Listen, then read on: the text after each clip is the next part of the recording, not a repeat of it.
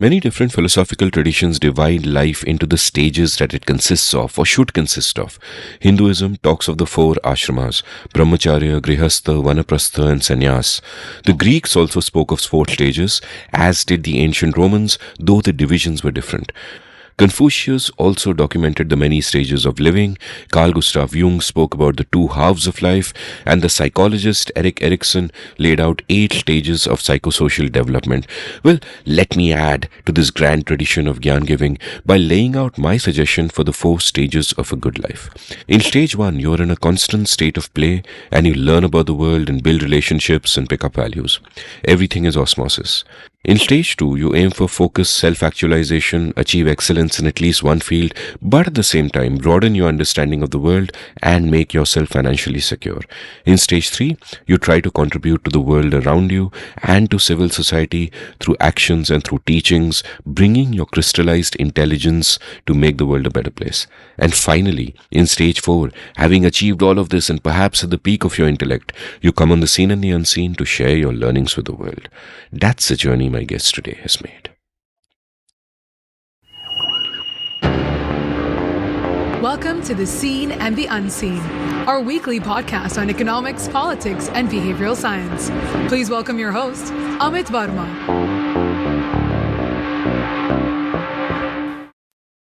Welcome to The Seen and the Unseen.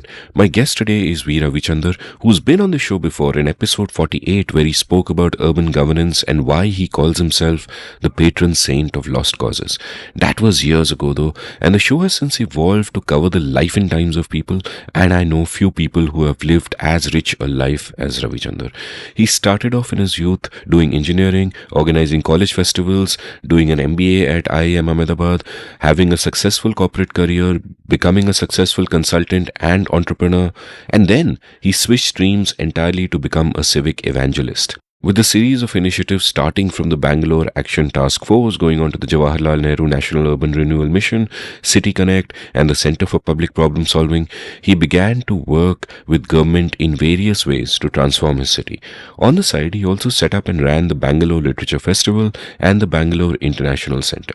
Now, when I was thinking about how to introduce Ravi, the first thought that entered my head is that he is a doer. But actually, he's much more than that. As you'll find out from this conversation, he's also a deep thinker, and the doing and the thinking form a virtuous cycle, where the doing leads to learning that shapes his thinking, which goes back and shapes his doing. This is a man with immense curiosity, immense agency, and most importantly, immense energy. I love this conversation in which Ravi spoke about his journey to pragmatism, how exactly governments work, how to make politicians do your bidding, and why finding a good partner is important, but golf is not. Before you start listening though, let's take a quick commercial break. But hey, do listen to this commercial and sign up for life lessons. One of my most satisfying experiences of the last few years came in putting together my course, Life Lessons. Now here's the idea behind Life Lessons. School and college don't teach us most of what we need to learn to live fulfilled lives, to be the best versions of ourselves. Everything important that I learned when life happened to me and I paid attention. I had to work hard to educate myself, and it took years and it lacked structure. Well, over a decade ago, I started thinking, wouldn't it be great if there was a course that put all these essential life lessons together in one package? What would such a course contain? Could I put it together? So over time, I roped in my friend Ajay and we put together Life Lessons, and I've already conducted 3 cohorts of it. Cohort 4 starts from February 28th, and I invite you to register. While Ajay is moving on to other projects, there are books to write, I'll be joined in conducting Life Lessons by Mohit Satyanand. Mohit has straddled many fields over nearly 7 decades, and both Ajay and I consider him to be one of the wisest people we know, so no one better to step into those shoes. Mohit has been a personal mentor to me and to many others. He shared his insights on quite a few episodes of this podcast, and honestly, even I can't wait for cohort 4 to begin. In Life Lessons, Mohit and I will share frameworks to understand the world. We'll discuss learning how to learn, learning how to think, communication, writing, personal finance, personal health, probabilistic thinking, the use of math and economics in everyday life, the history of ideas, how to think about purpose and agency, and how to build a roadmap for personal growth. For full details, head on over to lifelessons.co lifelessons.co.in. That's lifelessons.co.in, also linked from the show notes. The course consists of 16 webinars over 4 weekends starting February 28th. It costs $2,000. Around 130 people have signed up for the 3 cohorts so far, and we even had an offline meetup in Goa last year where 50 people turned up. This will be an annual tradition, and I am so thrilled with this community that is forming of high agency people who want to learn from each other and who are brimming with ideas and curiosity. You can be a part of this. So do sign up at lifelessons.co.in. It's worth it.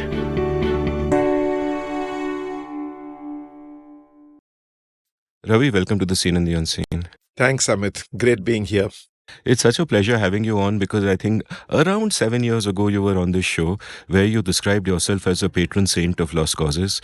And when I bumped into you at this party a couple of days ago in Bangalore, you told me with great joy, I am no longer the patron saint of lost causes. I have moved on. That's amazing memory, Amit. That was the case, and I have now retired that title. So I'd love to know what happened in between, because in a sense, I've always thought of myself as someone who is a pessimist of the intellect and optimist of the will. I believe the world is going to hell, but I have to do what I have to do and I will continue. And the term patron saint of lost causes seems to reflect that sentiment, that no matter how bad things are, even if they're a lost cause, you're going to be the patron saint. But now it seems that you move past that and actually believe that things can get done. That's true. Actually, if I take my journey of 25 years in the public space from 2000 to date, earlier, actually, I had a hell of a lot more failures working with the government system than successes. But of late, the needle has moved a bit where I've seen some results coming out of all these decades of working with the government. The most recent one being the Greater Bangalore Authority Act. We'll come to that. But essentially, to get an act passed in the state legislature, to me, represents quite a leap of faith that things can get done in government, because the legislature act normally gives teeth to something that actually becomes actionable on the ground. While earlier, it would be fair to say that out of every 100 ideas that I tabled to government, maybe 1 or 2 got accepted and 98 dropped by the wayside. So after this thing happened where the state act was passed, I said it's time that I retired the patron saint of lost causes. But I've taken another, self-given title, which is a self-appointed mayor of public spaces in Bangalore. I always do need a title at every point of time. And long may you have one. This is a wonderful title because it's a title about responsibility and doing stuff and getting stuff done. So I'm going to treat this episode as a forensic expedition. And the purpose of this forensic expedition is to go deep inside V. Ravichandar and find out who is this man, what makes him tick, what has shaped him. And obviously, the journey, if I just look at the biography, if I just looked at, the bare details you'd put on a resume, is fascinating because there's engineering, there's IIM Ahmedabad, there's a private sector, there's a successful consulting firm, and then there are 25 years in civic life where you've achieved so much. And that too, you worked in governance, you worked in cultural spaces. But I want to begin at the very beginning. And I want to go well before all of this into your childhood and even into your prehistory if you wish to, because some people have spoken of how their grandparents were river pirates, true story. So as far back as you can go, to give me a sense of your early years and the shaping of that early you. Like, where were you born? Where did you grow up? I know most of it was Bangalore, but give me a sense of what your childhood was like, what your parents were like. Paint me a picture of those early years when you're still in half pants, or less. So I was born in Calcutta. My dad used to work with IFC out there. He was a banker all his life. And my mom was a housewife. And my memory really starts from the age of about 5. So I was born 57. And around 61, 62, we moved to Bombay. And my memories, as you know, not only did we move to Bombay, we moved to Malabar Hill on the 10th floor. So from living on the ground floor, my first memories really are actually seeing the world from top there. And my father had a major role in everything I've become, because he lived by a certain, in fact, he wrote a memoir of his own, which we just give it to friends and family, called Memoirs of a Maverick. So my father was quite a maverick in the way he lived his life and the ethics and the standards that he followed, which became a role model for me subconsciously. This is me realizing it much later, obviously not then. And I grew in a very comfortable set of circumstances. I'm a child of privilege. There's no doubt about it. A very loving mom, a very, very loving grandmother. In fact, my grandmother brought me up quite a bit in the early days. So that again helped form my life.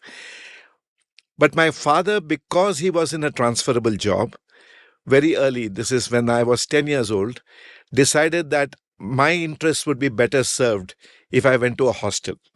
Now, in today's day and age, when I look at my children, there is no way they're going to send their children to the hostel. But my father was quite clinical and quite clear that there are some things you need to do because that's the practical thing to do. And he said that uprooting my study life just because he was getting transferred and because the kind of man that he was, on a whim, he would quit if on a point of principle. So he knew that his was not a stable job. So as a result of which, he sent me to the hostel at an age where I was honestly way too young to even understand what was happening. And I still remember, my elder brother and father came to the station, and these are pre-internet days. And the kind of practical family, if I can call it, or maybe you can even call it heartless at one level. As the train was pushing off, my father got one of his colleagues to actually drop me at the school in South India. From Bombay, now I'm going to Yerkad in Salem. And as the train was leaving, my brother said, "Don't worry, we'll read the newspapers if anything untoward happens." So it was that, very casual about it, There's no big hugging, crying and saying you're going away and stuff like that. So being brought up in a background where I think we were very pragmatic and practical about what needs to be done. And in a way, I feel that's really what has determined the rest of my life in terms of while there is empathy, there is family connections, there is all that. At the end of the day, I think my early formative years has led to a life subsequently, and that has helped me a lot while working with government and in the social space, is pragmatism. What is possible? And take what you can get and don't get overtly emotional, don't get overtly hassled that everything that you wanted done is not happening. And what was hostel life like when you were on your own? And, obviously you're going to a very, very different place, Salem from Bombay. You have to fit in with all the kids there. What were those years like? I must say the first 6 months was quite traumatic because it was a total uprooting of everything that I knew. A strange environment, and those days ragging was considerable. So I have distinct memories of being ragged at school. It wasn't brutal like my wife's school. The ragging was brutal, which is on another hill in Ooty. Mine was Yerkad, Montfort. And while ragging was there, it was tolerable, but the loneliness hit you. And I remember my first buddy was a guy who was in a continuous state of depression at the age of 10 about where he is. It was unfortunate, and I ended up becoming a kind of a quasi-counselor for him. But despite that, in a year or two, he left because he just couldn't get over the feeling of his family having left him in the hostel and moved on in a way. But so the early years, but once the initial hump was over, I really threw myself into hostel life, and I had a very odd nickname because there was nobody from Bombay in the school. So I got a nickname called Bombay. And that became just about most people knew me because of that odd nickname. And one made a lot of friends. Academically, I did very well. I was top of the class right through my school, this thing. So I got this thing that this guy is, some brains or some such title. And the other thing that happened, because you had this school rule that you can't win more than 5 prizes for academics. So if you got more, you decided which prize to give away. And people used to be buddies with me to say that give away the prize where I am second. So I made friends in that way. That's one memory. There's another memory really is the tuck shop. We had this guy from Kerala who was a cashew king's son. And we all just hugged him and became his best buddies because he had the best tuck shop items in the school. And overall very pleasant memories. And I remember this phase where Ramesh Krishnan, then when he was a young kid, he was much younger, of course, maybe about 3 years younger than me, when he came to school for a tournament. And we became pretty good buddies in 2, 3 days. And that was extremely memorable, because as he went on to greater things in life, you knew that you shared 3 days with him in a hill station. Tell me about your. I'll ask about your mom and your grandmom also, but to finish off the bit on your dad, tell me more about him. Like, in what way was he a maverick? And looking back in hindsight, in what ways can you see yourself in him, or can you look at yourself and recognize bits of you? You see, the first thing I remember, I mean, one about that lying was unacceptable. So this was when we were in Malabar Hill. I remember having gone down to the waterfront nearby, and I lost my chappals there. I came back and lied about what happened. And I still remember to this date, my father made me write, I think, I don't know, I lost track, 1,000, 2,000 times. I will not lie ever. I will not lie ever. It's just seared in my head. And he just made me write this till I was exhausted, that I will not lie again.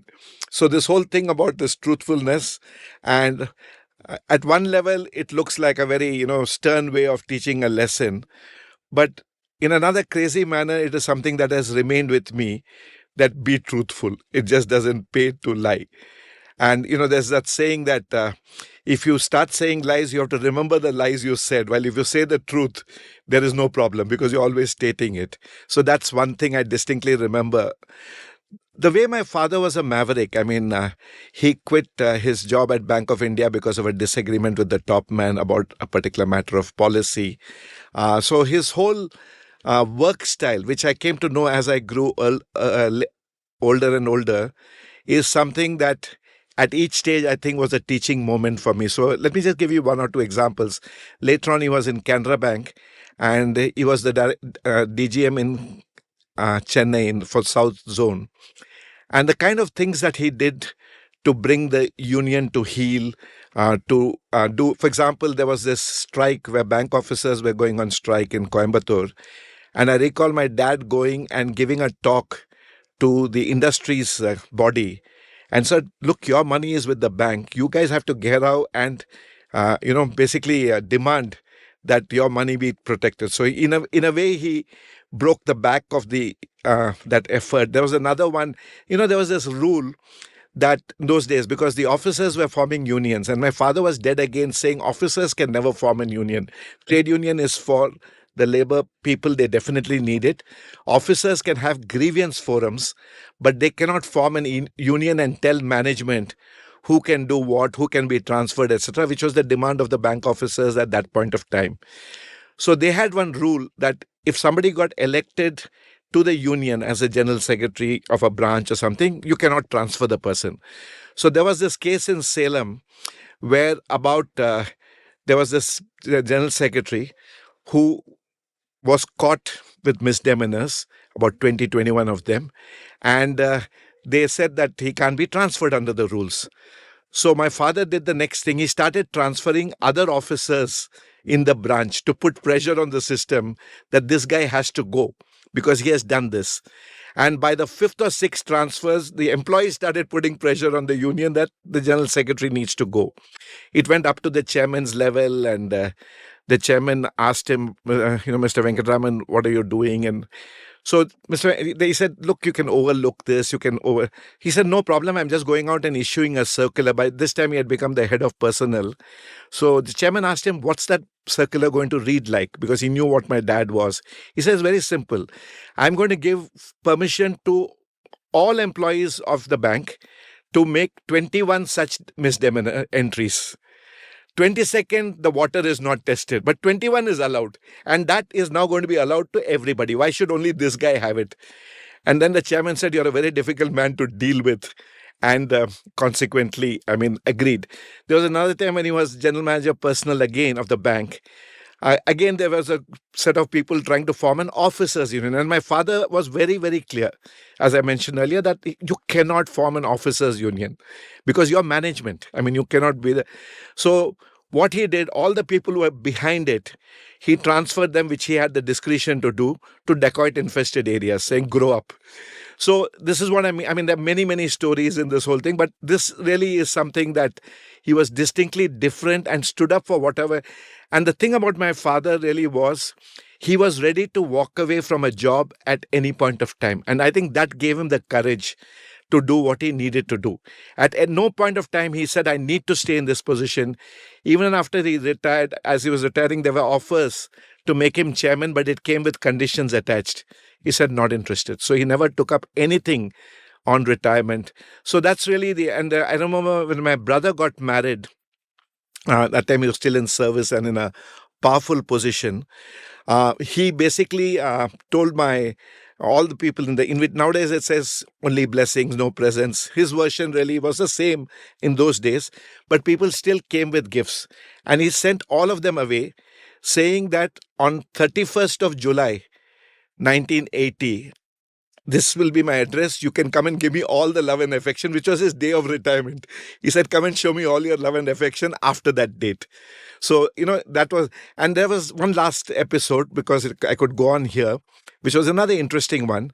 So he had given discretions to bank managers under his remit to clear loans up to 5 crores. But many of them, which is even the culture even today, even in the bureaucracy elsewhere, to cover their backside, they used to send the papers after authorizing to his desk for a counter signature that it is okay. And he used to write saying that if you cannot exercise the discretion given to you, why should you be in that post? So I will demote you to a post that you can, because you are incapable of exercising the discretion given to you. And then people got the message that they better not do this in terms of sending it back to the head office to get a countersign. So small things like that. So it's quite exceptional. As I've grown in management and I've seen people, I realized that my father's style was quite different. And he was, as he always said, I might have been feared. I'm not in a popularity context. People might admire me for what I am, which is fine, but I'm not here so he didn't have a very high affiliation motive that he needed to be loved by his people. He just wanted to do his job. And that is something that has stayed with me. And in a sense, it is subtly different in your case. You have to do the job. You are as principled as he was. But at the same time, you have to carry people along. You can't be too adversarial because, these are all community efforts and all that. Do you think that's a fair thing to say, that in this one way, you've had to do a little bit more? I agree. In fact, some of the things that I've made, what I call as the pragmatic approach, my father has pointed it out as he grew older, that you are something like me at the core, but you are different from me. And he actually saw the merit and he realized that the space I was working with government and where I don't have that much leverage, I'm not the top honcho to do whatever I wish to do, that I had to make some, if you could call it, compromises. And my father understood that. And it would be, your assessment is right, that I'm a combination of his core values, which are non-negotiable, but layered with a sense of pragmatism of doing what it takes to be able to get the desired outcomes. So I think that would define me. Tell me about your mom and your grandmom, because when I think of women of that generation, or when I've had guests of our vintage who've spoken about their moms or grandmoms, a theme that kind of comes out and is very poignant is that they are very often very strong women, but they are constrained by circumstance. In the society of those days, no matter how brilliant they are, no matter how good they are, no matter how ambitious they are, there's only so much they can do. So everything that they do manifests in small ways, often in living vicariously through their kids and what they do for their children and what they want their children to be. And often there is an interior life which their kids often have no sense of, right? So, how close were you to them? What did you learn about them while you were growing up? And what did you learn about them later in hindsight? And did you also get an opportunity to go beyond the mother-son relationship with your mom and actually become friends with her? So, first I'll start with my grandmom. Grandmom, of course, was love. I mean, she was an amazing cook, fond memories about that. And I think she passed away by the time I was 8 or 9. That was another reason my father sent me to the hostel, because my grandmom was no more. But my memories about my grandmom is like most grandmoms. You remember her for the food and the love and unconditional love and the like. But later on, I learned something from my dad, which actually made me respect her even more. So, when obviously in those days, my dad, mom, they married young. And my dad married into a family which was extremely landed in near Trichy. And for that, they have this evening before where the bridegroom is taken in a car, etc. And there was a close family retainer kind of person who also needed to get into the vehicle. And they said no because of the car. And my grandmother immediately said, if he doesn't get in, none of us get in. We'll walk. The wedding is happening, but we don't need the car. We'll all walk. So she just put her foot down and they relented and allowed her. So she clearly was that kind of a person who clearly had a clear idea of what is right and wrong. And then she put her foot down when it was unacceptable. That was one thing about my grandmom. Coming to my mom, I mean, like those days, I mean, I'm from a Tambram family. It's as patriarchal as it gets, and women have their place. So my mother obviously lived within the constraints of that society in a way that, and obviously she didn't know English, mainly Tamil, all that. So there were constraints. One very fond memory of my mom is, my dad felt that she should learn how to drive a car. And so she went for driving classes and I used to sit at the back. And there was a time when somebody was crossing and my mother panicked so much that she pressed the accelerator instead of the brake. Of course, the trainer was there, nothing happened. But the trainer said that this is something so basic. Think again whether you want to drive a car or not. But coming back to my mom, what my mom did is found her own niche. Her own niche came through religion and spirituality. So she actually went inward in a big way. We are devotees of the Kanchi Mutt. My mother was, my mother's paternal granduncle has a very, very close relationship with the Mutt. So my mother found her own niche in a way by totally devoting herself to the madam and to the thing. So as a result, she carved a niche which was all her own. And of course, my father, we all went wherever she told us to go. So we were just loyal followers. But she had an area which was her own and where she was the queen of what it was. The rest of what I remember really, and I feel sad when I think about some of those things. I remember my mom, in the Almara, just checking the things that she's got, the money that she has got as almost pocket money, because they had no agency, they had no money of their own. They were totally dependent. It's not that my dad was not giving, but there was that insecurity, this is all I have got in terms of material thing. But the other striking thing about my mother is wealth meant nothing to her. She used to just give away her nose ring, earrings and other stuff. I mean, everything except the tali at the drop of a hat without even thinking again about it. So my dad started becoming a little careful, saying that she's way too generous for what he would like her to be. And consequently, I think my mother got less jewelry after that. Because for her, these material things didn't matter at all because of the life that she chose. So that's the abiding memory of my mom. Was religion a niche or an escape? Or a place for her to feel empowered because, like you said, it was her domain? I think she felt empowered. It was by choice. I don't think it was an escape from the confines of the household in a way. She genuinely liked it. There have been times that for 6 months, she has, even at a later stage in life, she happily stayed in the mud and lived that ascetic, almost ascetic life for someone who had creature comforts. So I would think that it was more conviction and belief and not necessarily escape in terms of the, because the other part, which if she needed to be in the society that my father was, it meant learning English, learning driving, doing something. I think between the two choices, it was a no-brainer. My mother liked the choice that she made. Tell me about while you were growing up. What were the influences on you in the sense, were you a reader? What were you reading in terms of popular culture? What did you have? Did you go out to watch movies? What did you daydream about? So, and that really goes back to my hostel life. So I had this very close buddy of mine, Joseph, and Joseph had a stammer. but he was an extremely good writer, and he was very talented, far more talented than I was for sure. So in a way, I became his voice. So I used to win some debating trophies and all that stuff. And I was the voice and he was the writer. So we became quite pally as a pair in doing this. He introduced me actually to Time magazine at that stage in my life. I mean, I'm not talking about I'm 11 or 12 years. I'm looking at 1970. And he said, Ravi, this is the magazine you should read. So when I look back, I said, my God, I was introduced to Time magazine of all things at that particular age. So what I realized by reading Time and other things, and that continues to this day, I'm a reader of the long form article. I devour news in a big way. I devour analysis, and I like long form. So whether it's the New Yorker kind of long form or what, Saman Subramaniam writes, those kind of things have become actually my go-to safe space for reading. Conventional book reading. I mean, when I was in college, you did all the Louis Armour and all those westerns and other stuff, Sudden and stuff like that. One did all that at that stage.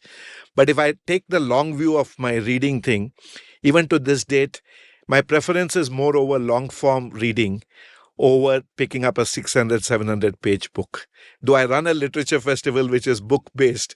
But my personal preference is long form, which I continue to do. So that's really, in terms of, I used to be a decent cricketer, but then we had Roger Binney in the school. Then I realized that decent is okay. It's good to play for fun.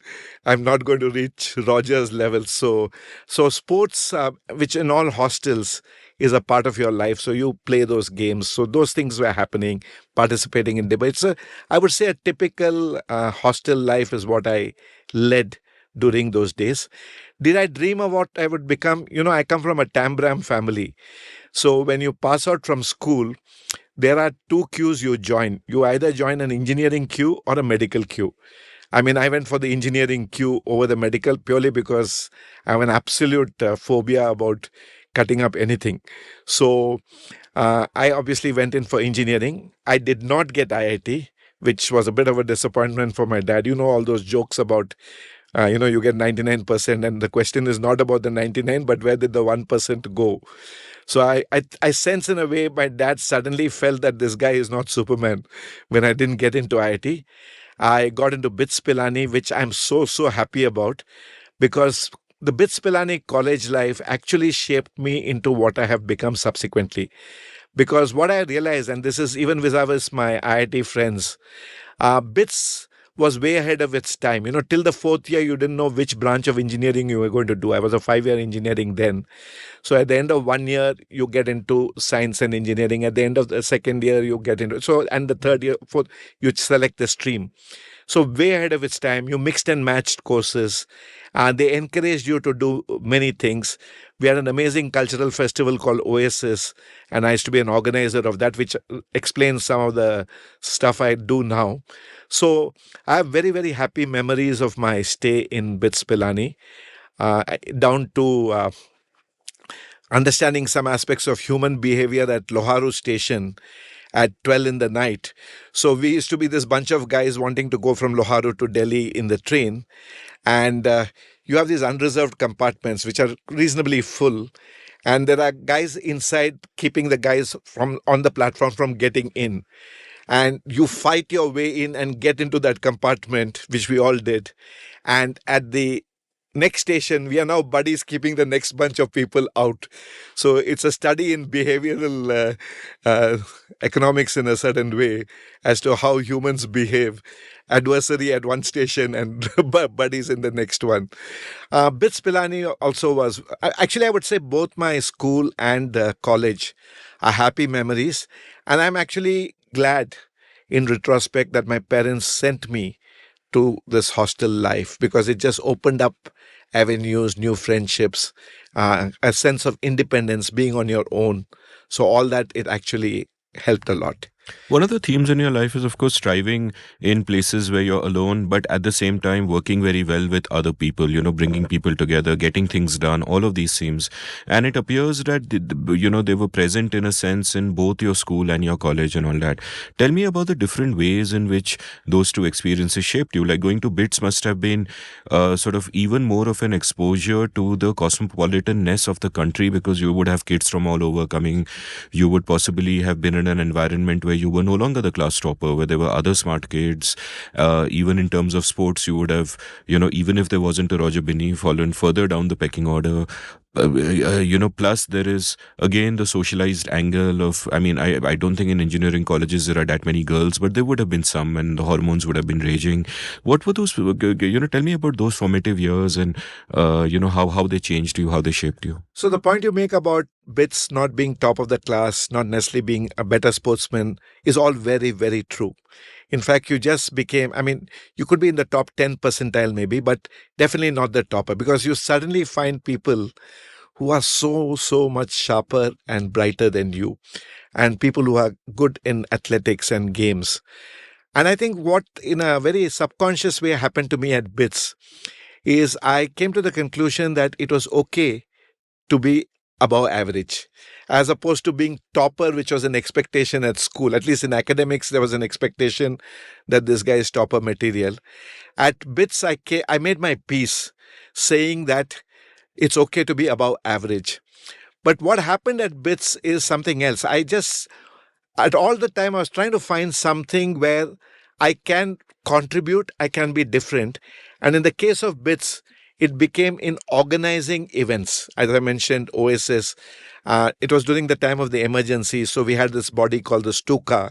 Almost, you could say in a way I'm a Sarkari appointed guy, because the school used to appoint a set of good boys to be in the committee, as opposed to the standard guys who would get elected to the students' union. And I was a member of that Stuka. So it sort of tells you that even the establishment saw me as one of the nice guys they could potentially manage maybe.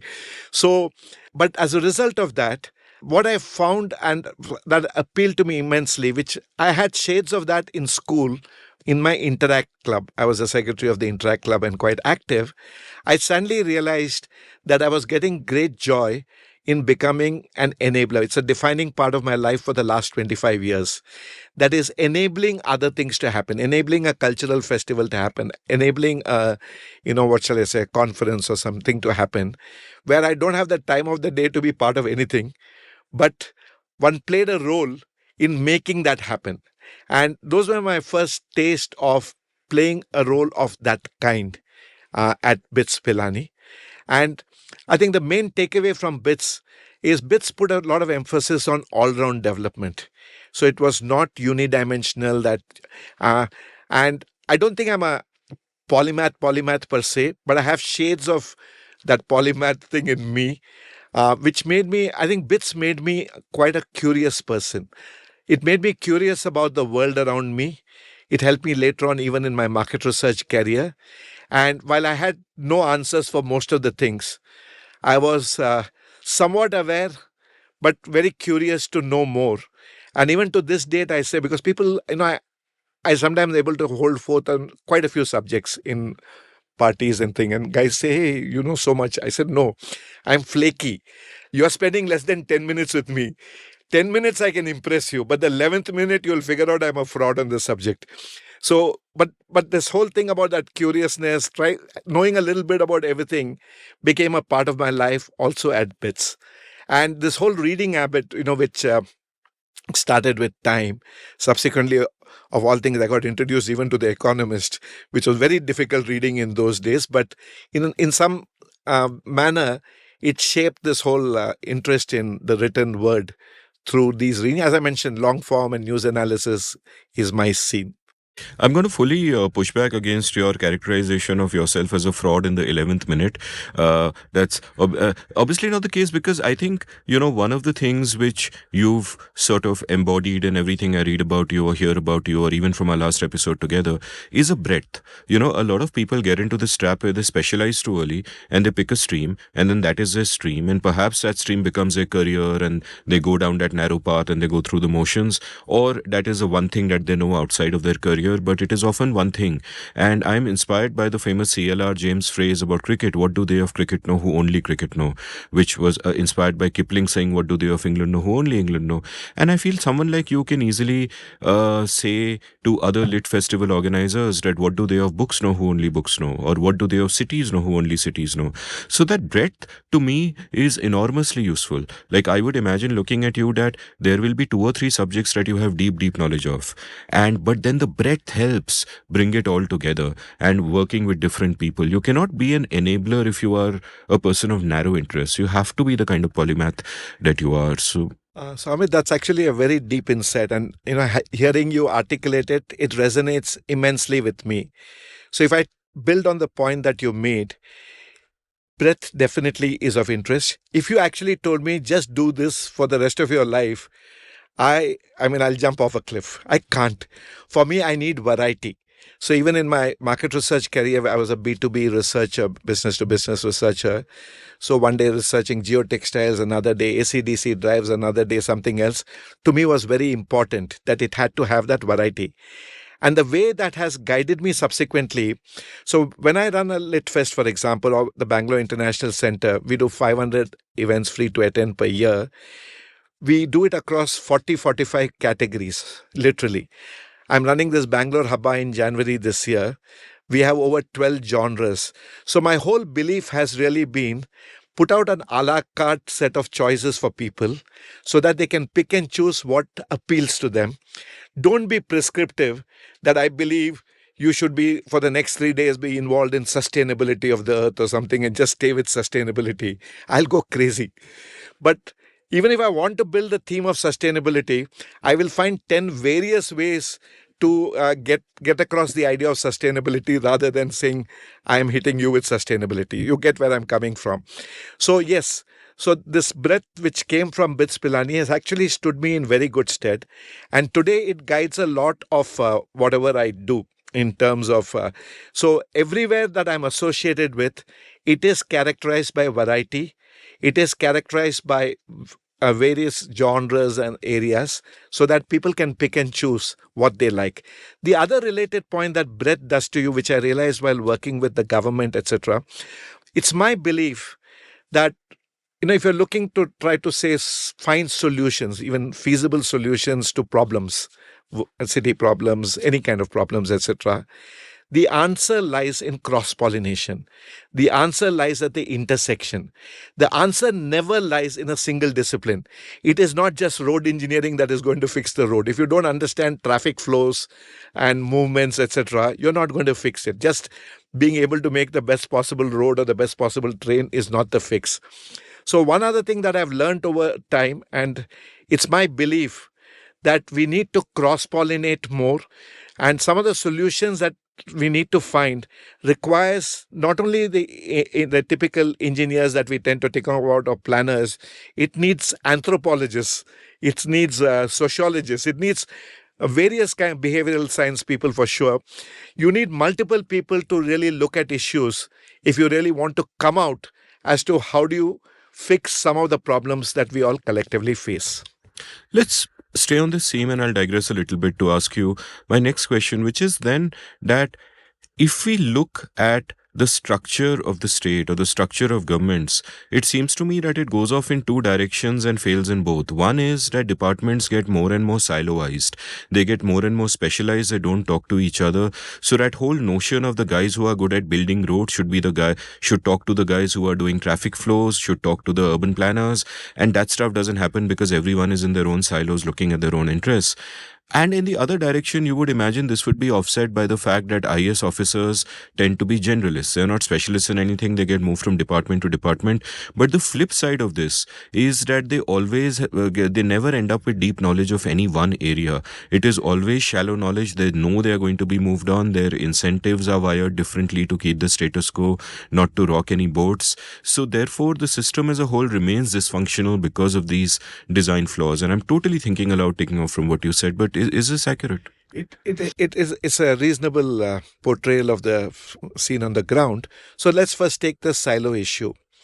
It's a fact. Our governance systems are designed. I use the term that they are not only silos, They are silos designed to withstand a nuclear attack. So it is that insular, each one of them. So the people in that silo are extremely territorial. They think they know it all, but they actually don't. They could do with help and they could do with outside assistance, but they are too proud to ask or allow you to come and do something out there. And the reality of governance in the urban space, which I understand reasonably well, is you need outcomes which is invariably threading a needle across these silos. So for an outcome to happen on anything, at least 5 government departments need to work together, and nothing in their DNA is engineered to work together. And this is one of the reasons why we see, and which is why you'll never see a government talk outcomes. They'll always talk input output. 10,000 crores for this, 5,000 crores for that. It's all some numbers thrown at you which has no meaning. They will never, for example, talk a language that I'm working to have Bangalore move faster tomorrow with fewer casualties, which is a metric. It is an outcome that I'll move 10% faster and fewer people will have accidents on the road. They will never embrace a metric of that kind. They will just say, I'm doing white topping roads. I'm giving money for some flyovers or some tunnels and whatever in terms of, so that's as far as the silo goes. Moving on to the second part regarding the IAS officers, it's a very interesting, see, at one level, an IAS officer who's a generalist meets my cross-pollination thing, because you would have spent time.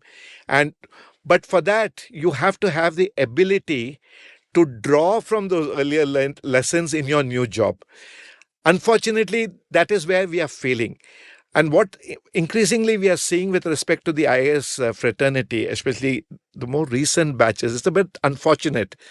But their whole obsession has been to get into the IAS. 1 effort, 2 efforts, 3 efforts. The destination is to get into the IAS. So there is no larger worldview. There is no curiousness about thing. मुझे सिर्फ IAS में enter होने का बाद में everything else will be taken care of. And as a result of which, if the destination is getting into the IAS, then the next 30 years, you feel you've already arrived. There's nothing to do. There is no sense ki I am here to, serve these people in this manner and I learned something in the previous job. It is not there. Normally, I would say a generalist manager is good in those positions. I would rather have a generalist person in charge of the city, but who is open-minded of taking inputs from all other sources. The problem comes on 2-3 counts with this particular group of leaders. One is they are quite confident that they know it all. So their willingness to listen to you, they're very poor listeners. And because of this, maybe it's the red siren, maybe it is this from early stage, once you're in the service, that everybody is bowing at 45 degrees to you, that they just believe in their own invincibility and knowing it all. That is one. The second thing really is, if you tell them that this works in Delhi or in Johannesburg, the not invented here syndrome kicks in. They say, this is okay for that place. My conditions are very different, so it will not work here. So they will take it off. The bigger problem when it comes to this service, etc., apart from being generalist, when you get into the job, success is seen as leaving a mark of your own, which is often different from what your predecessor did. As a result, we don't have continuity in many of the things in the government agencies, because each man comes and he or she wants to leave their mark on it, and that as at variance of what preceded them. I mean, I could go on in this respect, and of course there are risk covers. There are many, many problems there which lead to the kind of problems that we see in the governance space. Let's go back to your journey. We'll, of course, come back to governance and all of that. Let's go back to your journey. So you've done your engineering. Take me to the next step in your journey. You ended up going to IIM Ahmedabad. Was it immediately? Did you work in between? Actually, from BITS Pilani, I went and joined, of all things, an R&D company in Hyderabad, Shriram Refrigeration, in the R&D division. Actually, I don't even know what I was smoking or thinking about when I took that call, because the 5 years of engineering convinced me that I'm a lousy engineer. I mean, even today, I shudder when I think about my woodworking lathe output and my machine turning efforts at working the lathe and stuff like that. I really I'm a lousy engineer. I mean, I did reasonably well by way of grades, but that doesn't mean I'm a good engineer. So I actually wanted to run away from engineering, and obviously the MBA is the best route.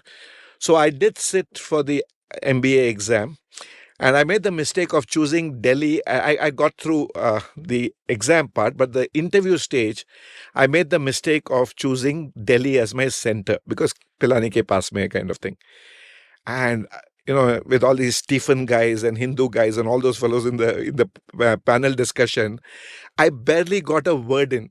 And there were also, I guess, a bunch of friends tossing the conversation one to another. And there is no way I can get into an IIM if the guy hasn't even heard me speak in that gathering.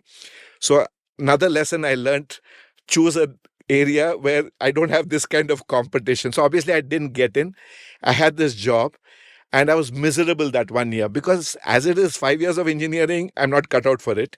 And then I'm 1 year in an R&D department within a company doing some hermetic compressors.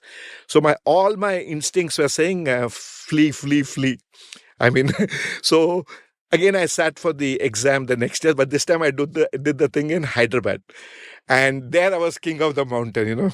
So, Ando ke Raj mein Kana Raja. So I was there. I got into all the three IIMs at the end of that. And obviously, at that point of time, you took A if you got all three. So that's how IIM Ahmedabad happened. But I was very clear. I wanted to do MBA, and I wasn't going to compromise on going to a lesser rung institute if I could. And so I was very fortunate. As I told you, I'm a child of privilege, and I'm also a child of luck, which we'll talk about later. And that's how IIM happened. And you were talking about hormones and girls. I think right through my 5 years of BITS, I don't recall. I was very, very shy and introvert. So people who know me now can't believe that I'm this introverted guy. But truth be told, through BITS and through IIM, I really don't remember talking to girls. I was that intensely shy. Maybe at IIM, I might have spoken to a girl or two, but intensely shy.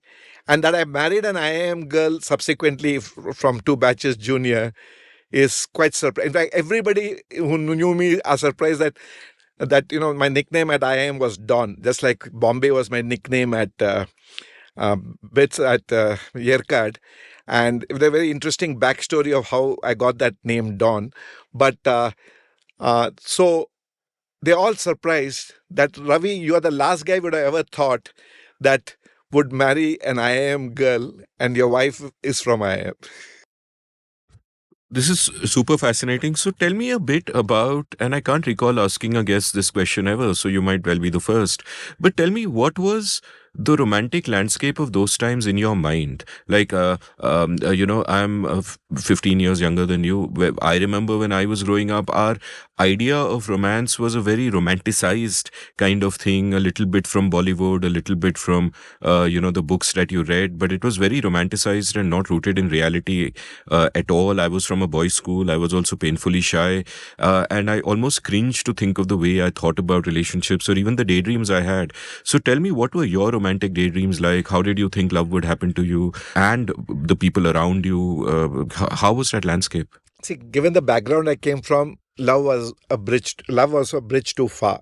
I come from the arranged marriage environment that, they will find someone for you.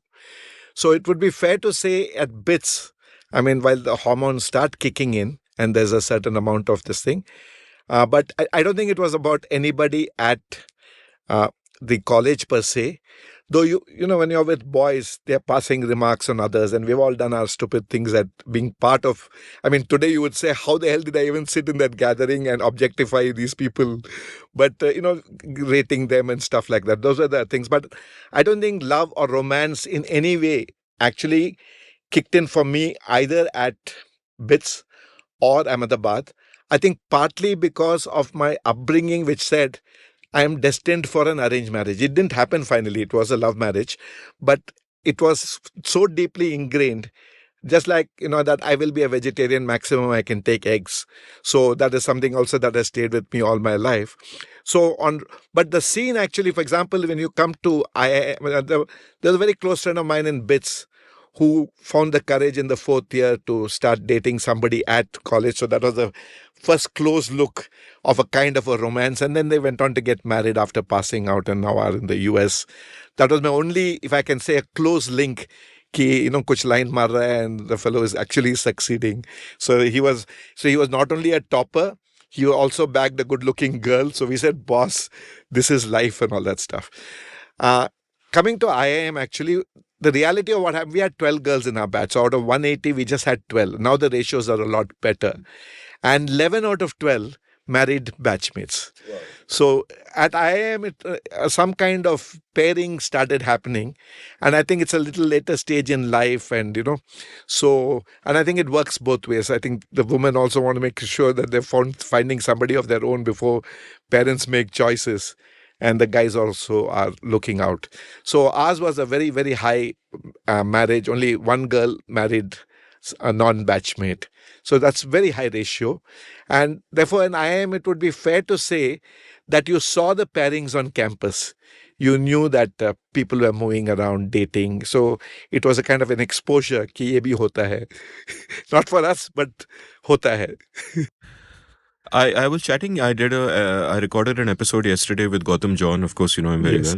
And Gautam came up with this excellent metaphor where he was talking about leadership, which was he spoke about the dance floor and the balcony. And the dance floor is where you're in the thick of things, you're doing things, you're getting your hands dirty, etc., etc.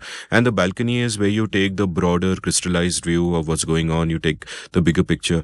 And it strikes me that, it makes a lot of sense to me that abroad, the tendency to do an MBA is when you have a certain amount of work experience. So you spend some time on the dance floor and then you go on the balcony and you do the higher order things and take the bigger view. But over here, you were kind of thrown onto the balcony really fast before you even experience a dance floor. And in your life, in a sense, the journey of your life has been a combination of these two. That you have to be in the dance floor, get your hands dirty, figure the stuff out. But you also have to be a leader and you also have to have the bigger view and you also have to guide others. So give me a sense of how these two kinds of thinking evolved in you over time. Was one of them more of an effort than the other? Did the IIM stint have the effect of filling some of its people, if not you, with a certain false confidence that they actually understood the world, and then you go out to the dance floor and you realize that actually you don't know any moves at all? What was all of that for you? That's true. Actually, the IIMs do give you a false sense. And also when places like Ahmedabad, Calcutta, Bangalore, usually you feel you're top of the totem pole in terms of having arrived. And I know instances of even batchmates and anecdotal stories of others who go to companies and say, give me your problems to solve on almost day one or day two, without even wanting to acclimatize to that particular place. So that's the mindset. And it's a fact. I wouldn't know right now how it is, but those days it was there.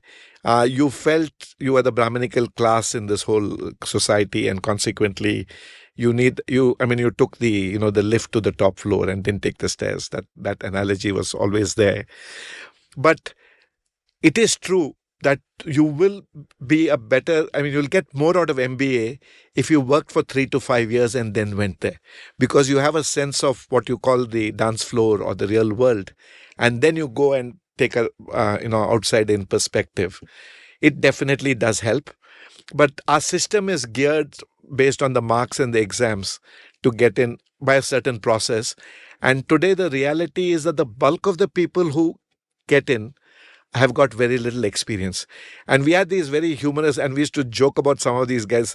The guys who had spent 2 years in work, I had spent 1 year, but there were guys who had spent 2 years, will on every case study, and Ahmedabad had this whole case study approach, will say, in my experience, as though those 2 years was everything. And we used to joke about these guys who, in my experience with the 2 years experience, because the guys who went from one college to the next college had no clue what the shop floor or the management workplace was like. So that was something that definitely it helps. So from a societal perspective, they should actually have a criteria that you can come to the MBA course after a little bit of work experience, but that's not going to happen. So you do have people who are freshers, wet behind the ears, and consequently they land up post MBA in a sense uncooked and basically a little immature about their place in the world. So tell me about, your sense of yourself at this moment in time. Like, is it a case that you're brilliant at what you do, you get into engineering, the natural next step is MBA, you do an MBA, you're going through those motions? Or did you already at this time begin to have a sense of what you want to do in your life? What are you really good at? How do you want to spend the rest of your life? Was there a sense of purpose developing at this stage? What was that like? So there was a sense of purpose. I mean, I specialized in marketing, so I just thought marketing and strategy over finance would be better for me. So I went down that route in the courses that I took. Uh, the as I told you, I mean, though I did join an engineering company after that, the best thing I did, because my wife to be joined the same company 2 years later. But at that point of time, I was clear that I really wanted to be a marketing professional at one level. But there was a bee in my bonnet that got set during the IIM days, but I didn't have the opportunity to give wings to it, which was to be on my own. So I had a sense that I want to be entrepreneurial, even though my father was in service. So I had this entrepreneurial bug in me, but it was very latent. And I was doing most things like placement season, you go take the classes that others are doing. All that stuff is basically, I did what others did. But I think that bug got planted in some way. I think more really, even bits, I think, got me the entrepreneurial bug even more than I am. But it was there, latent, because it did manifest itself later. So at that point of time, it was all career. Can I get a day one company? Day two, what's my dream company? The usual, just like forming queues, etc. And at that time, actually, in my case, my choices got dictated. My father had a health setback and he was in Bangalore post retirement in 1981. So, in a way, that dictated my choices that I wanted to be with him. So, I said, I need a Bangalore job. So, within Bangalore, I'm ready to get into any company. And they have this thing, you can maximum take two companies within 2 days, and within that, you have to decide. And I got Myco in Bangalore. Again, back to engineering, and Myco doesn't know the M of marketing. Myco was a monopoly. M is monopoly, not marketing. But I hear this marketing MBA joins Myco in their sales department, saying that I will bring some marketing concepts to this engineering firm. But what guided my choice was really the fact that I needed this geographic location. And sometimes these things, just work out well in the final run. But there was no other thinking beyond that, because I said my dad's had a health setback and I need to be with him. That's all. Elaborate on that bit about how it was a lucky choice for you, because that's where you met your wife. Like, I'm very interested in knowing how the partnership with her, how your marriage, how it shaped you as a person. I think it's very, very safe to say that had you happened to marry someone else, whether it was arranged or otherwise, you would have been a different person entirely. Sometimes we take it for granted, the effect, the people that we are, and don't give enough credit to the forces that shape them. And one of the great forces is somebody you've spent 30, 40 years with. So tell me a little bit about that, the love, the friendship, the partnership, and how it shaped you, and, the ways in which it changed you. Without a doubt. In fact, before I take the Myco, and the only other company I looked at that time was ITC. So there's this close friend of mine, Chitu, and me. We're the finalists, and they had one position vacant. And Chitu got it, thank God. And Chitu spent a lifetime in ITC and retired as an ITC person. I didn't get that, and I obviously took Myco and came here. So 2 years later, Hema, so I was the first management trainee in Myco. They never had taken an MBA before me. And by now, actually, I'm quite realistic. Topper at school, above average at bits, middling at IIM. So I now am a little more, brought down to earth and about this thing. So, but this MBA at Myco gives me some uniqueness that they never had an MBA graduate, and I'm the first of the many batches to come subsequently. So in the third batch, I joined in 81 and I work at Myco, and Hema joins in 83. And I'm assigned as her mentor, as having been from the same institute and senior. And like Hema always says, that she took mentorship to heart and married me. So we met in 83, got married in 86. I mean, I don't know whether to call it luck, fortune, as I said, privilege. In this case, and I've gone public, I've spoken about it, that I'm so glad that Hema chose me, because Hema is the kind of person who could have had anyone that she wished to actually decide to spend the rest of her life. And then she chooses this blighter. And, at IIM, they used to have a contest in a batch. The guys used to poll, like the Facebook equivalent, about the girls in the batch.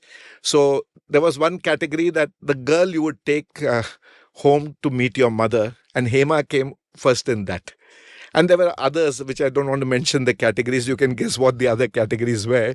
So Hema was that popular. So there's no shortage of suitors or anything that she could have wanted.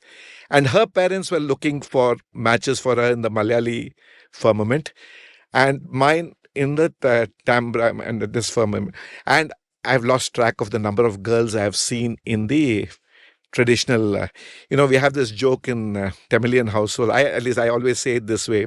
So when you go to see a girl, there are 2-3 things that happen.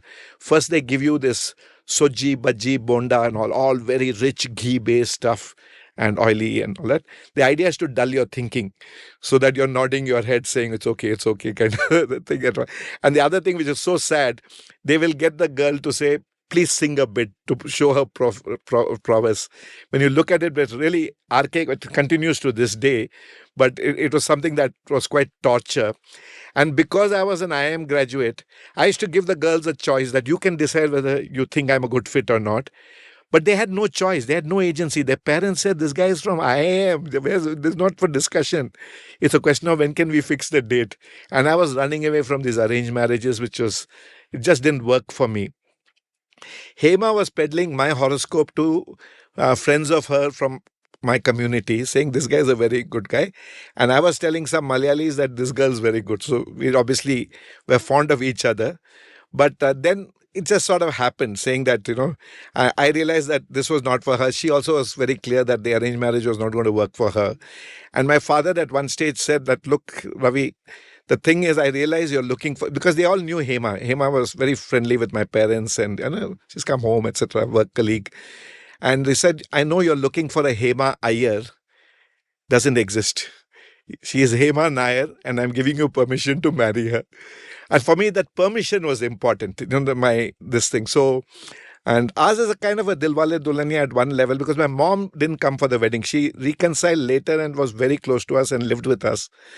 But at that time, intercaste marriage for her with the madam and, the mutt and the whole this thing was a bridge too far for her to accept. She just loved Hema as a person, but said as a daughter-in-law, it has to be a Tamilian Brahmin. So she basically stayed away from the thing. But we went ahead and my father blessed, saying, go ahead. My mother came around 1.5, 2 years later. And the reason she came around was she was staying at the mutt with this other lady who also was staying with the mutt, who was raving about her Bengali daughter-in-law. And my mother said, what are you raving about her? I've got a far better Malayali daughter-in-law. and rang me up and said, Ravi, come and take me. These people are, because she just realized for herself also that she was really being very, narrow-minded at one level and not going beyond the person and just wanting to get into societal compliance that you have to marry within the community. And then, of course, my mother and my Hema were very, very close, and she spent the rest of her life with us. And even though my elder brother married within the community, my mother chose to live with the Malayali daughter-in-law. But Hema is that kind of a person, hugely empathetic and absolutely outstanding. And therefore I don't know whether to call this luck, fortune, circumstances. I don't know what to call it. And as you said, if this had not happened, my life path would have been something else. Maybe I wouldn't be in this podcast talking to you. So there's so many things, the what if kind of thing, which is why I believe you just count your blessings and move on. I'm not a gratitude journaling person, but I believe we all need to do gratitude journaling, at least mentally. Even if we don't write it down, just send up a gratitude prayer saying, thank you, thank you. That's what we all need to do. When you look at the 20-year-old what do you think of him? What don't you like about him? And what part of him do you think is still a strong part of you today? And conversely, if he was to look at you today, what would shock him or surprise him? See, if he were to look at me today, he will be surprised at what I have become. Because at the age of 20, 25, there is no way my 20, 25-year-old person would have thought that I'm going to be in these spaces of, governance, this, and be even known. I was quite self-effacing and literally melting into the background. That I would have some persona in my own right, be known for certain things and have a certain visibility. I don't think my 20-25 year would have laughed it out saying, no way this is going to happen in terms of this thing.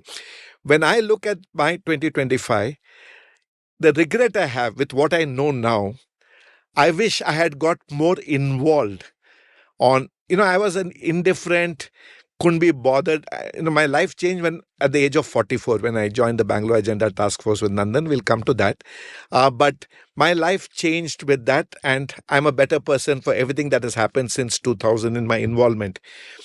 My regret is, why didn't I discover some of these things 2 decades earlier? Because in some crazy part of my head, I'm thinking that here in 1981 I've come to Bangalore. I know the things that I know now about how Bangalore is growing like this. And I would have been able to influence some sound decision making in 81 to 91, 2000 decade, those 2 decades of doing the right things so that today's Bangalore would have been better. Things like that. Saying, if I had known then what I know now, I might have made some different choices on where to focus on, etc. It would be fair to say I was a reasonable drifter till about till 2000. Drifter means there's family, there's obviously, there's work, there are friends, and you just lived on a day-to-day basis, didn't get involved on any of the issues of the day, did not. Actually, at bits and all, I did. During the emergency and all, you did get issued, but somewhere you lost that streak of you to get involved. So that is something that I would do a little differently in terms of, not differently, I wish I had known then. That's about all. Otherwise, nothing about my life overall I would change. I think overall I've had a very good run, and as I said, very fortunate, very lucky. And Hema has been a very, very important part of it too. In fact, Hema is very fond in all her talks, and I'm known as Hema's husband. That's my first calling card, and I then have other identities, but it is always Hema's husband, because Hema is a big brand, as being the first head of HR. And there's a nice story as to how she ended up joining Infosys. Nandan, we were all friends, and we are now talking about somewhere around 89, 90. So Nandan rings up and says that, look, we are thinking of having a HR head. Can you suggest someone? She asks Hema. These are all landline days. Hema puts the phone down and says, and we are both at Myco, and puts the phone down and says that was Nandan checking whether I know anybody. I said, offer yourself. He said, offer myself? At that time, Infosys was a 7 crore company. Myco was 700 crores. So I said, look, Myco is a factory. It's an industrial relations company. While Infosys they talk about some knowledge economy. I don't know what it is going to become. But clearly, as an HR person, you're better off dealing with that group of people than factory workers. So on that, and then Murthy, all of them are friends. So you're just joining a bunch of friends. So Hema rang up, and next day they fixed up the interview. And she joined. She was the 250th employee to join Infosys. So you talk about luck.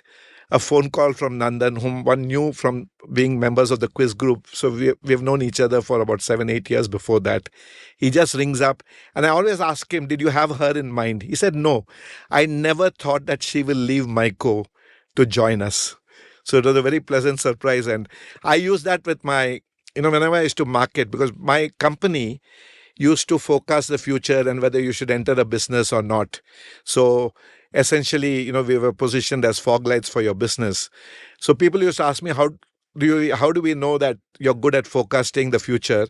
I said, look, in 1991, I told my wife to join Infosys, a 7 crore company. My case rests on figuring out winners for the future. So that actually worked out quite well. So Hema always says in all her talks, particularly to, promising women leaders and youngsters, choose your life partner well, because that is going to determine a lot of things going forward. Take your time, never rush into it. If it's not for you, it's not for you. If partnership is what you want and marriage is not what you want, that is also fine. But whatever you do, she calls it the most important decision in your life you will ever make, because it can set the path for the future, which is very true in our case. And it's Hema's stock options that has enabled me for the last 25 years to do the thing. I told Hema, as long as you don't leave me, and I am set. I mean, otherwise, if stock options had not happened, I would still be assessing market opportunities for firms. Hema would be working somewhere else. We would still be a working couple going about day-to-day life and not had the time of the day for the things that one has been able to do for the last 25 years. So and in our case, it's just luck. It's just luck that it happened. Of course, once you come into money, you can decide whether you want to multiply the money 100x or do you want to do something else having got the money with your time, which is what I chose the latter, saying I want to use my time for something else while grow the money nominally. No, I love the role of serendipity in this. I mean, thank God the landlines were working on that day Exactly. when Nandan called her. Thank God that you were into quizzing and you were in the same circles and you happened to know him. So you were a quizzer also in your younger Yes. days. So we had something called, in Bangalore, we have a quiz group. We were 16 families.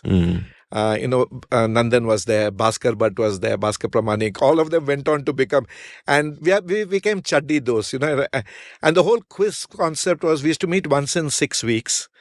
One couple used to set the quiz and one couple used to host the quiz. So it used to start around 7:30, 8, go up to midnight. It was all of us reliving our college lives, yeah. Basically shouting, screaming and, pulling down each other and fighting about the answers. So we were really reliving our childhood. Nandan and all were more professional quizzers from IIT. We were not. We were more fun quizzers. And the more focus was really on trivia quiz. We said, we shall not set very high intellectual quizzes. This is fun.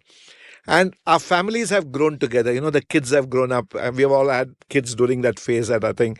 So it's a kind of friendship when Nandan was not Nandan, when Bhaskar Bhatt was not Bhaskar Bhatt. So it's a very different equation that you develop when you do that. Like I always hold the view, our childhood friends, as the school buddies, are the best. They're the purest of relationships because there is no, even by the time of MBA, there is some competitiveness that's coming in. I have to beat you to get that job. There is competitiveness that sets in later on in life. But the school friendships are absolutely, in fact, this movie Rockford is shot at my school. And the director is from Montfort. So he obviously has also fond memories of those friendships. So coming back here, the fact that had, as you said, the call had to happen and Nandan knew us, all that had to come together for that moment to happen, which is why I believe, I don't know whether it's fate or whatever. You got to believe that there is something else. It's unexplainable, but why should this happen to you? And why should... let's assume there's someone on top out there. Choose you and say, boss, I'm showering this stuff on you. And I believe in that. I'm not overtly religious. I'm not overtly this thing. But I just believe that in some weird way that there is a larger force out there and which this determines what. And I think this also helps us take any setbacks, saying that this is destined to be. This is part of that same fatalistic thinking that some of us have, that this ye to hona tha. Tell me how you think about friendships. Like, I'm struck by what you just said, that old friendships from childhood and school are the purest because they're not sullied by, other considerations that often come in the way. So how do you think about friendships? How intentional are you about friendships? How likely, how often have you made friends well into your adult life? Have you made any friends after you're 60, for example, or after you're 50 or after you're 40? How many friends do you have across age groups, like close friends who would either have been 20 years older once upon a time or are 20, 30 years younger today? Give me a sense of how you think about friendship and how that view has evolved, because I think what I tended to do for much of my life was just drift along without paying any explicit thought to it. And then at one point you realize that this is the most valuable thing, that people are the most important thing that there is. And then you get intentional about nurturing the relationships and the friendships that you have. So, if I go back to school, for example, at Yerkad, I had 6 close friends I would call out of 28. We have a small batch. So almost 25% of the batch I could consider as being close buddies. Coming to bits, I mean, it's more the dorm mates and the people that you did your study groups with, etc. Again, it might have been about 6 to 10 close friends. Never a concerted effort to go out and make more friends. See, network karne ka hai, I must become. So I would say that at each stage, even when I come to IIM, the dorm mates tend to become good friends. And from some of the other dorm people that you have like-mindedness and you are again thrown by circumstances in the same section, you become friends. So I think during that entire phase, friendship was based on common shared interests or being comfortable in each other's presence. I don't think at any stage there I had a conscious effort that I need to make more friends in that sense. But once I came into the work atmosphere and started, and especially when I went into my own business of market research, there was a conscious effort because I mean it's the LinkedIn effect. You want business, you want to be able to connect with somebody to be able to reach another person. So the needs of business dictated, and many of my clients went on to become good personal friends. They started out as clients but then became friends. And now in my new avatara where I'm running these cultural institutions and doing a lot of things, willy-nilly I have made a lot of, I would actually call them acquaintances. Like Hema says, a lot of people ask how, they ask you for a reference. And Hema says it's so difficult. She's now stopped saying that she knows someone very well because next day there's a news item about some behavior about that person that you had no clue and you thought you knew the person very well. She says, I barely know my husband very well, and that's it.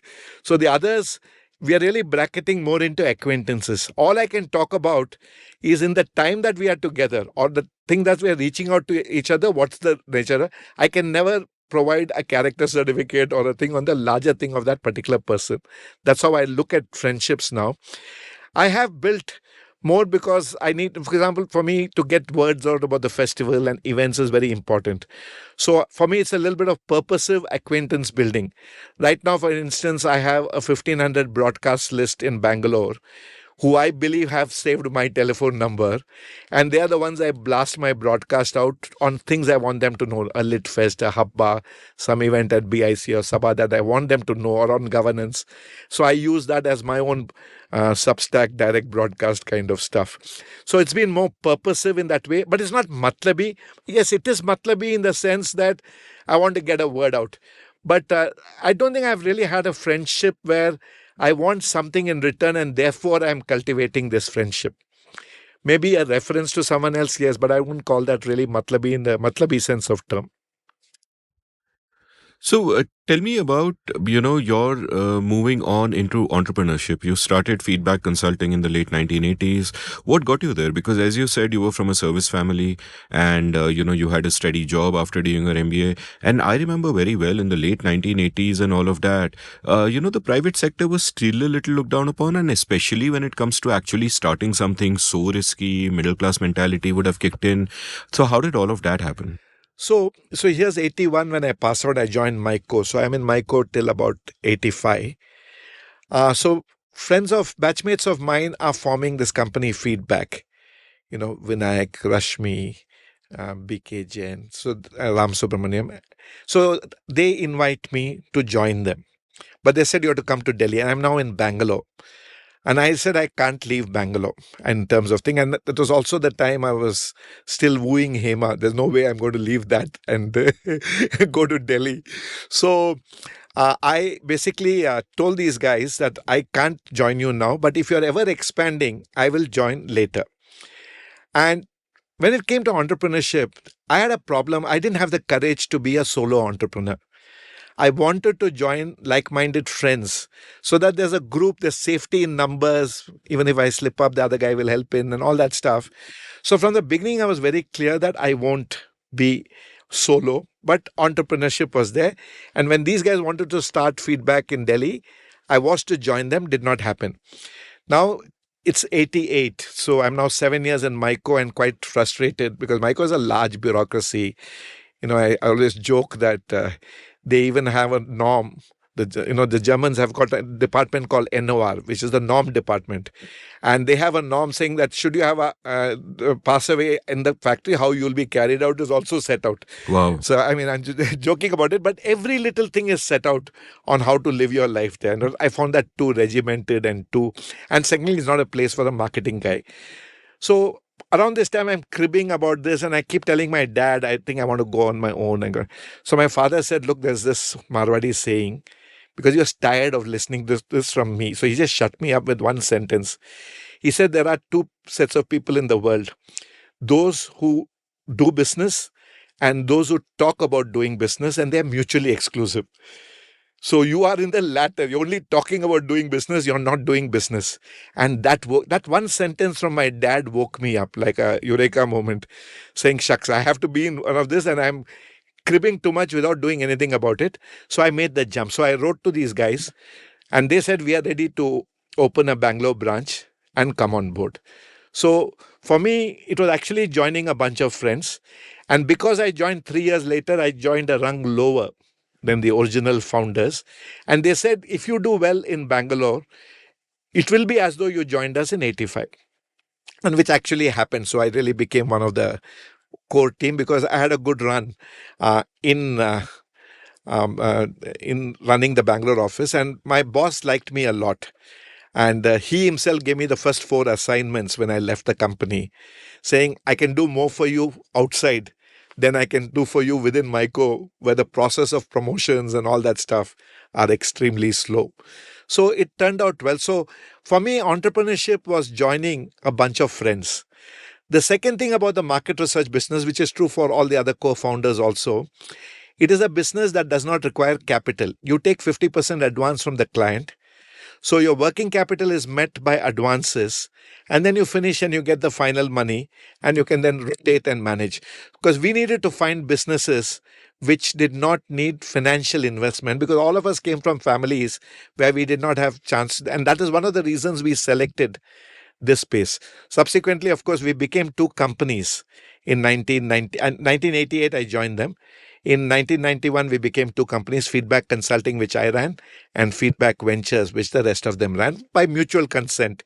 So we are great buddies, great pals, etc. But we just decided it makes more sense to run two independent companies, each with their own clarity of who's in charge and what they wish to do.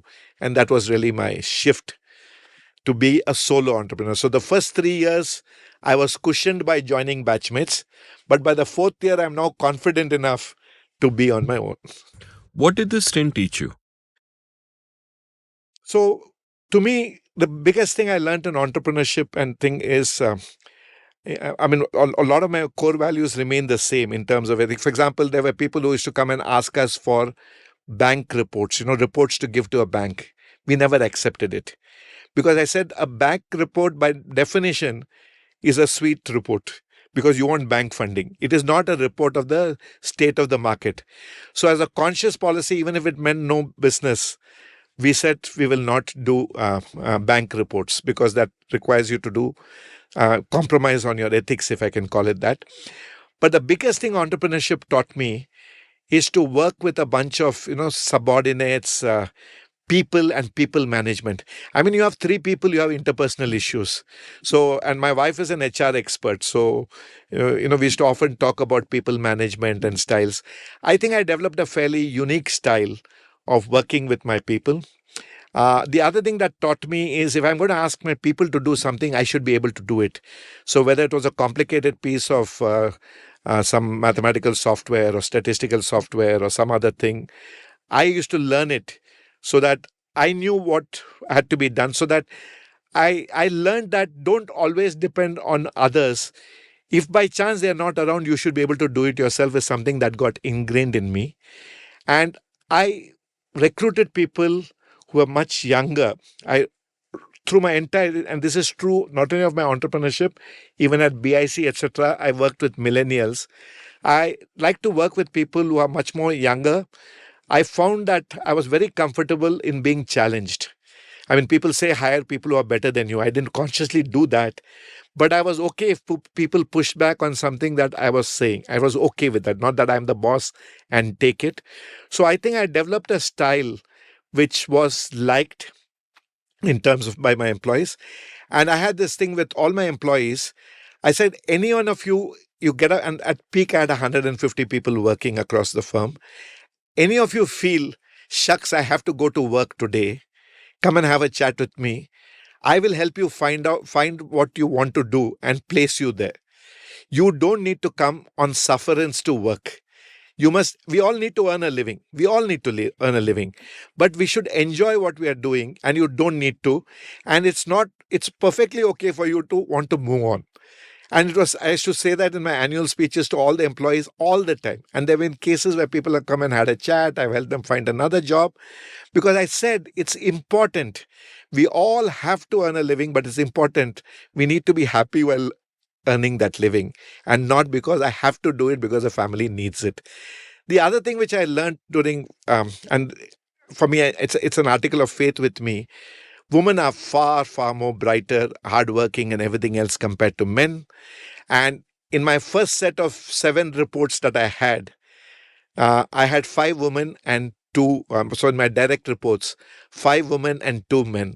So I made a conscious effort to go out and hire a lot of women in the firm. And my own experience in working with them, they were clearly a lot more committed, productive, hardworking, multitasking, whatever you want to call. I've had extremely, happy experiences with women who have worked with me at my entrepreneurial firm and subsequently.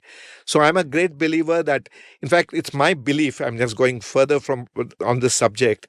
We were all okay in the hunter-gatherer society where the men had the might and all okay. With the shift to the knowledge economy and the kind of talent and the confidence that I'm seeing among the women folk, it's a matter of time before women will rule the world.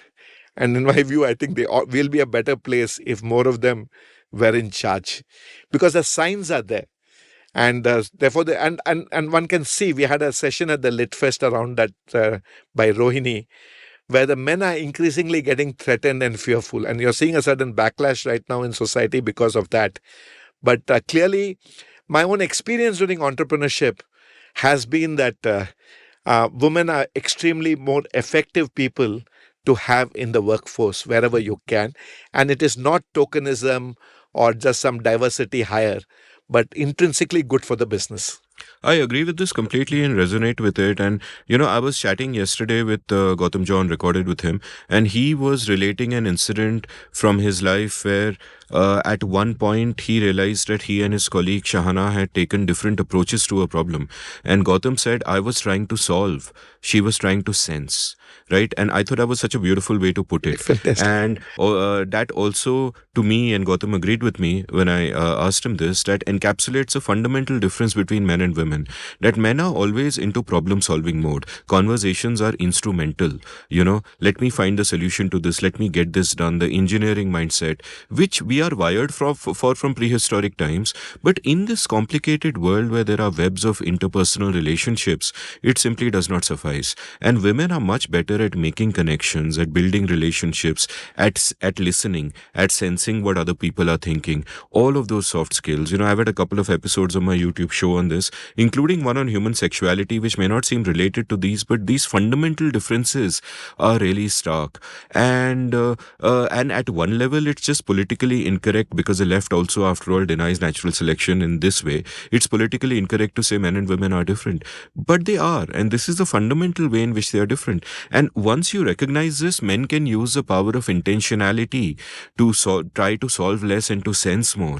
But, women just intrinsically have these qualities of dealing with difficult social situations where men often flounder. Agreed. In fact, the solving and sensing framing is excellent. It really, resonates.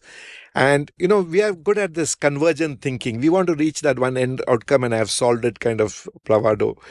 While what is really required, and I think women have it, is more about this divergent thinking, and I think that's also the essence between engineering and humanities at a level. Humanities prepares you for more of this divergent thinking, while engineering and even medicine, I think, goes more towards a convergent point solution, if I can call it that. Exactly. Here's my next question about all of these years and about how you are evolving in terms of how you want to live your life. There's the Bangalore International Center a few years ago, leaned into your description of yourself as a patron saint of lost causes, your old description, where they had this thing called being Sisyphus, patron saint of lost causes. Now, I had a recent episode with Gurcharan Das where he brought up the myth of Sisyphus. I pointed out that if Sisyphus was rolling the rock up the hill to get the rock to the top of the hill, he would forever fail and forever be unhappy. But if he was rolling the rock up the hill to roll the rock up the hill, then he could never be unhappy. He was doing what he loved. So I want to ask you, for you, what is rolling the rock up the hill? Like, what was it in the 90s when you were in entrepreneurship and discovering the style of leadership where you enable people, empower people? And what did it eventually become? Like, what is it today? When, if you are to think of rolling up the rock up the hill for you, what is it? So before I go there, we are cursed. We have something called the reverse Sisyphus curse. So the Sisyphus curse is all his life up the mountain, then the rock rolls down and he starts all over again. So his was a repetitive task of pushing up. The reality in this world, and particularly in the government space, is there's an invisible guy at the top of the hill who with a little finger pushes the rock down, and like a cartoon character, you who are pushing the rock has been flattened. The rock has fallen down on the same side, not on the other side. And you have to then again pull yourself down and go. So what I call as the reverse Sisyphus is rolling in the wrong direction, flattening you, and there's a mysterious finger at the top of the hill. So that said, for me, rolling up the hill, and especially if I take my phase after 2000, when I've had a occasion, thanks to Bangalore Agenda Task Force and other things, to work with government and subsequently in this arts and culture space, the thing really is, it is a struggle. It is not easy. You must want to do it. What I find a lot of people, people use the word, some of the things that I've done, some people characterize it, you're giving back to society. I said, no, I'm not giving back. I'm actually gaining a lot in what I'm doing, because this rolling the rock has to become the thing. Otherwise, you will give up very easily, because here you are with goodness of heart, wanting to make better roads, less garbage, more this thing, and put together festivals or whatever, and the system is resisting it. You say, chuck it. I don't want to do with this in my life. I can go play golf. I can do something else. The tendency is, I'm trying to do this and it is not being recognized by the system. The fundamental thing about pushing the rock up is, I have realized that pushing the rock up will never stop in the rest of my life. This I have realized from the age of 44 when I've been working, that it will never stop. There will be good days and bad days, but pushing it uphill, today you might find a person who is in sync with you in the government system and something gets done. Tomorrow you'll run into another person who doesn't see it the same way, and you're again pushing the rock up to try to get it. So it's par for the course when you're trying to work in this particular space. So for me, people ask me, how are you able to stay in this for 25 years working with government? It's so frustrating. It is. So I said, I give this analogy of the computer RAM and hard disk memory. My memory is like a RAM memory. A computer, when you switch your laptop in the beginning, the RAM is 0. It's willing to take the instructions of the day. What do you want to do next? And it has no memory of the past. The hard disk has got the past saved. So my memory is like a RAM memory of a laptop, where every day when I switch on, yesterday's setback is erased. And it's like that Groundhog Day. You don't remember. Every day is the same day. You're living at one level. Working with government is a bit like Groundhog Day. So I find that I'm wired to take setbacks. At least I don't think I have much of an ego or any of those things. So I'm willing to take a fair amount of brickbats, setbacks, whatever you want to call it, and charge at windmills one more. So my name of Don at IIM was right. I'm like Don Quixote with Pancho Sanchez, I think, going and tilting at windmills and trying to still fix some problem. So rolling uphill is a given. It never becomes flat ground in certain spaces. And I'm talking about civic spaces, spaces that interface with the public, etc. The act of rolling uphill is an art you have to remember. There will be days when you will clip at 140 kilometers per hour on excellent highways, but soon you'll suddenly find you are again pushing uphill. So it is a bit of a yo-yo. I love the metaphor of RAM and the hard drive. And what is in that hard drive then? Like, what is in that hard drive? Is it a set of values? Is it a sense of purpose? Are there particular goals? Is it like I'm struck by Gautam had quoted Rohini in the manuscript of a book he's just written, where Rohini told him hope is not romance but a survival skill, and I was very struck by this, that hope can be a something almost tactical and strategic, that you can will yourself to hope. It is not something sort of starry-eyed and impractical, but it is a way that you navigate the world. And I would imagine therefore that hope is part of that basket of things in which are in your hard drive. You come every day with hope. You forget the setback of the previous day. You forget somebody's rudeness or the seeming futility of a particular action. What else is in that hard drive which... So in fact, I'll do a marginal correction. So my RAM, when I switch on, the core values and principles are actually part of the, normally when you do RAM, there are 3-4 apps that are loaded with startup. Yeah. So the equivalent of apps, I would say, is this sense of values, ethics, right, wrong, that what's acceptable, what's not acceptable is part of your daily routine, because while you're going through the day, you can't forget. What the hard disk has got is the learnings from the past.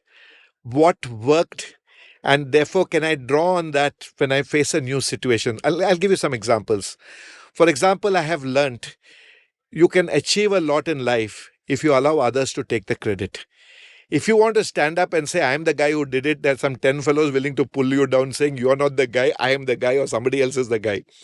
So if you're ready to work in the space, in the public space, allowing others, and others need to take the credit because the officers are working under difficult circumstances. The politician needs votes and others, they need it more. So you have to work in the civic space caring for outcomes. So for me, the hard disk, the learning that don't chase credit, let others take the credit, is a learning from the past. Another learning from the past is pushing back too hard on these kind of things don't work too well. Or if you design a project that actually saves money, is not a project that is liked by the system, because their ability to take money out of that project reduces. So find projects that are padded a little bit, but you get the outcome that you want. So that's a learning. So I would say the hard disk has got your collective learning. For example, the hard disk has a learning that most officers are risk averse. Most politicians care for the short term and the near term. They don't have a long term view. So these are the kind of learnings for me that are part of the hard disk. Whenever we try to do things in our lives, we want it to be A, measurable, and B, attributable, right? We want to see if we have made a difference, and then we also want to take credit for it ki maine kiya hai. As you have gone through your life, you've learned to, in a sense, put both of these aside to different degrees. The attributable, like you pointed out, if you're a leader, often you're leading from behind, you're enabling, you're happy to let others take the credit. When you come into civic life, it's important for you, in fact, to be at the background and to make sure others get the credit, because that is how things get done. But even in terms of measurable, I wonder how you look at that, because at one level, some of the things that you can do can be measured, right? So, for example, the work that you did in terms of reforming the property tax system in Bangalore can be measurable. You can look at the outcomes over there. But some of the things can't be measured. That they happen in the long run, they are diffused, and you have to almost take it as an act of faith that this will make a difference.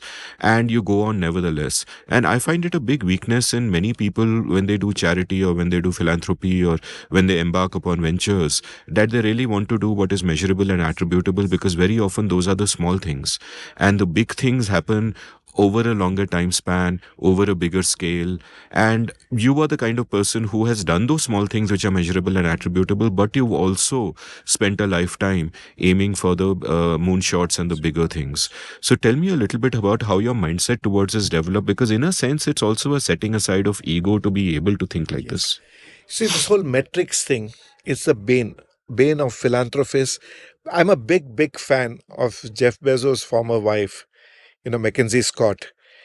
She doesn't believe in all these metrics. Her model is just find a bunch of people who have done good work and you can trust them and give them money and let them go ahead and continue doing more of what they are doing. It's a very unique model, not followed by just about anyone else. I mean, all other foundations want metrics, scale, impact, and 20-25% of time and effort and cost goes towards measuring that. I am a believer that rather than hard metrics, I call this actually in my head, the way I've sorted it out, is the North by Northwest syndrome. I have a broad direction of where North, I mean, we all know where North is, and I want to go North. North is progress, whatever it be, whether it be better roads or more citizen friendly measures or whatever. Now, the question is the things that you're doing with the system and working and trying to bring change, does it take you to the direction North? And like the movie, sometimes you have to take detours, you have to make compromises. You head northwest, but still find your true north and keep going that side, is where I lie in this whole spectrum. The danger is if you're traveling south in what you're doing, you should realize you're headed south and the wrong way, and there is no comeback. And consequently, you better stop doing this and try something else because this is counterproductive. To me, that's the way we should approach solutions and therefore not get into metrics that my property tax system must make property tax 10x more. Because then you're setting up yourself for failure because actually 1x to 2x itself is improvement. By 10x, people will say, oh, you didn't deliver what you said, which while going from 1x to 2x itself is an amazing achievement.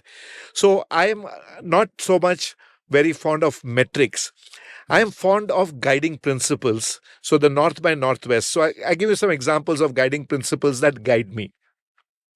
One guiding principle that guides me as I work in the system is, can I plan for the most vulnerable in that situation and get some change made?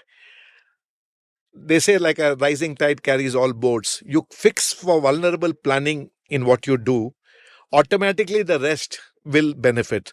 So just as an example, the vulnerable on our roads is the pedestrian. He or she is the most vulnerable person, can get run over, often are walking on roads without footpaths, and consequently road designs, like this morning you came from St. Mark's Road to this place, and the first thing I asked you is, I hope you like the footpaths, because that's a footpath project that came from this guiding principle of which I was a part of. And full credit to you. It is one of the great footpaths I have ever experienced, and I want all my listeners to know that you will never take credit for it, of course, but a lot of what is beautiful about the city is due to you. I have heard this from so many people, so thank you for that. Moving back to what you were saying. So the Tender Shore roads came from there. The guiding principle was, you have to be clear who is the most important customer on the road. It is the pedestrian, followed by the cyclist, followed by the bus user, public transport user, followed by motorists. And consequently, you do road design taking into account this hierarchy. And you basically, when you have conflict to resolve, you resolve in favor of the most important customer. So within the city, pedestrians must cross at grade.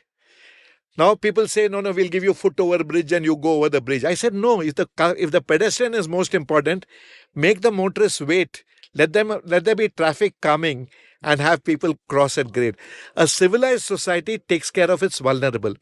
Now, this has no metric in it. It has principles in terms of this thing. So if you can go, for example, you want to fix health in the city for the underprivileged, etc. Essentially, the most vulnerable people are the areas that get flooded, low-lying areas, people next to stormwater drain, people next to garbage sites, landfills, people some distance away from primary health centers are the most vulnerable. If your health policies can be towards addressing this, you'll automatically find the city's health improves.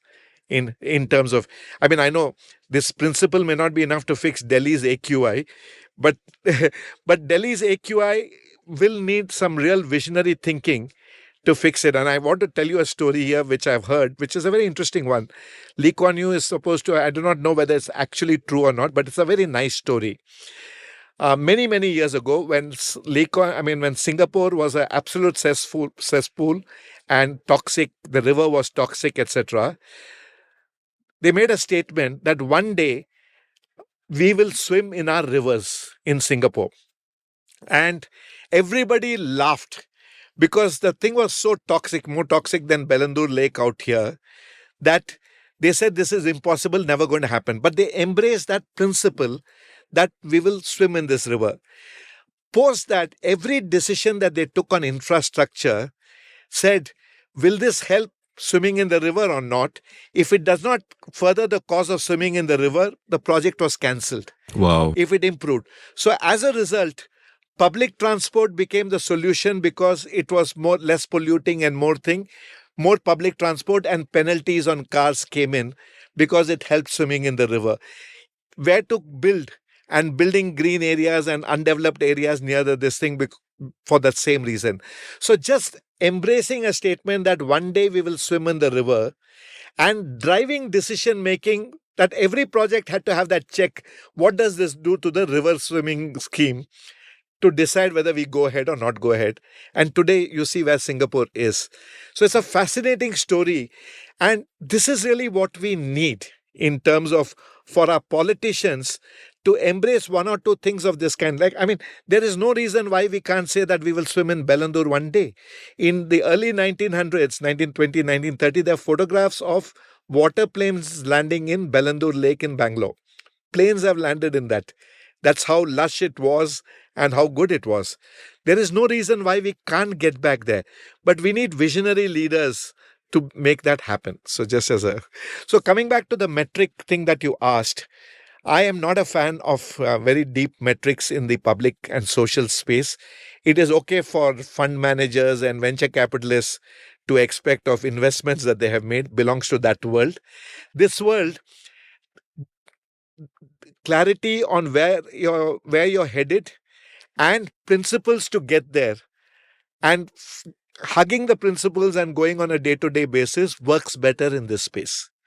I want to double click on what you said about we need visionary leaders, like in the case of Lee Kuan Yew saying that we will swim in our rivers one day, where, a true north is set, and that true north for them is we will swim in our rivers, which is such a beautiful, relatable, a show don't tell encapsulation of a principle, and then everything plays to that. And I guess one example of that in Bangalore would be that we'll make life great for the pedestrians, and then if you use that to guide how you think about roads, a lot of things fall into place. But does it come from top down, from visionary leaders? Does it require that, or can it emerge bottom up from the communities itself? Like a point that Gautam was making very strongly when he chatted with me is that these principles and these visions and this true north has to emerge from within the community, where multiple stakeholders and interested parties actually express their preferences, which no single person on top can possibly really know. And that's where the principles have to emerge, rather than us relying on a visionary leader to give it from the top down. Now it so happens that swimming in the rivers is something that would also have resonated widely with the people, so it was in sync with that. But do we require visionary leaders at the top, or do we require a means of harnessing the community and empowering citizens so that it can emerge from the bottom? See, I consider myself more like what a classic liberal. Earlier, a few years ago, I would have said ground up citizen participation, and through that will it comes, etc. But the more time I've spent in the system, I just realize that a lot of change will have to come from top down. And my bigger problem is really how to get those guys to change the way they think and their incentive mechanism to think differently.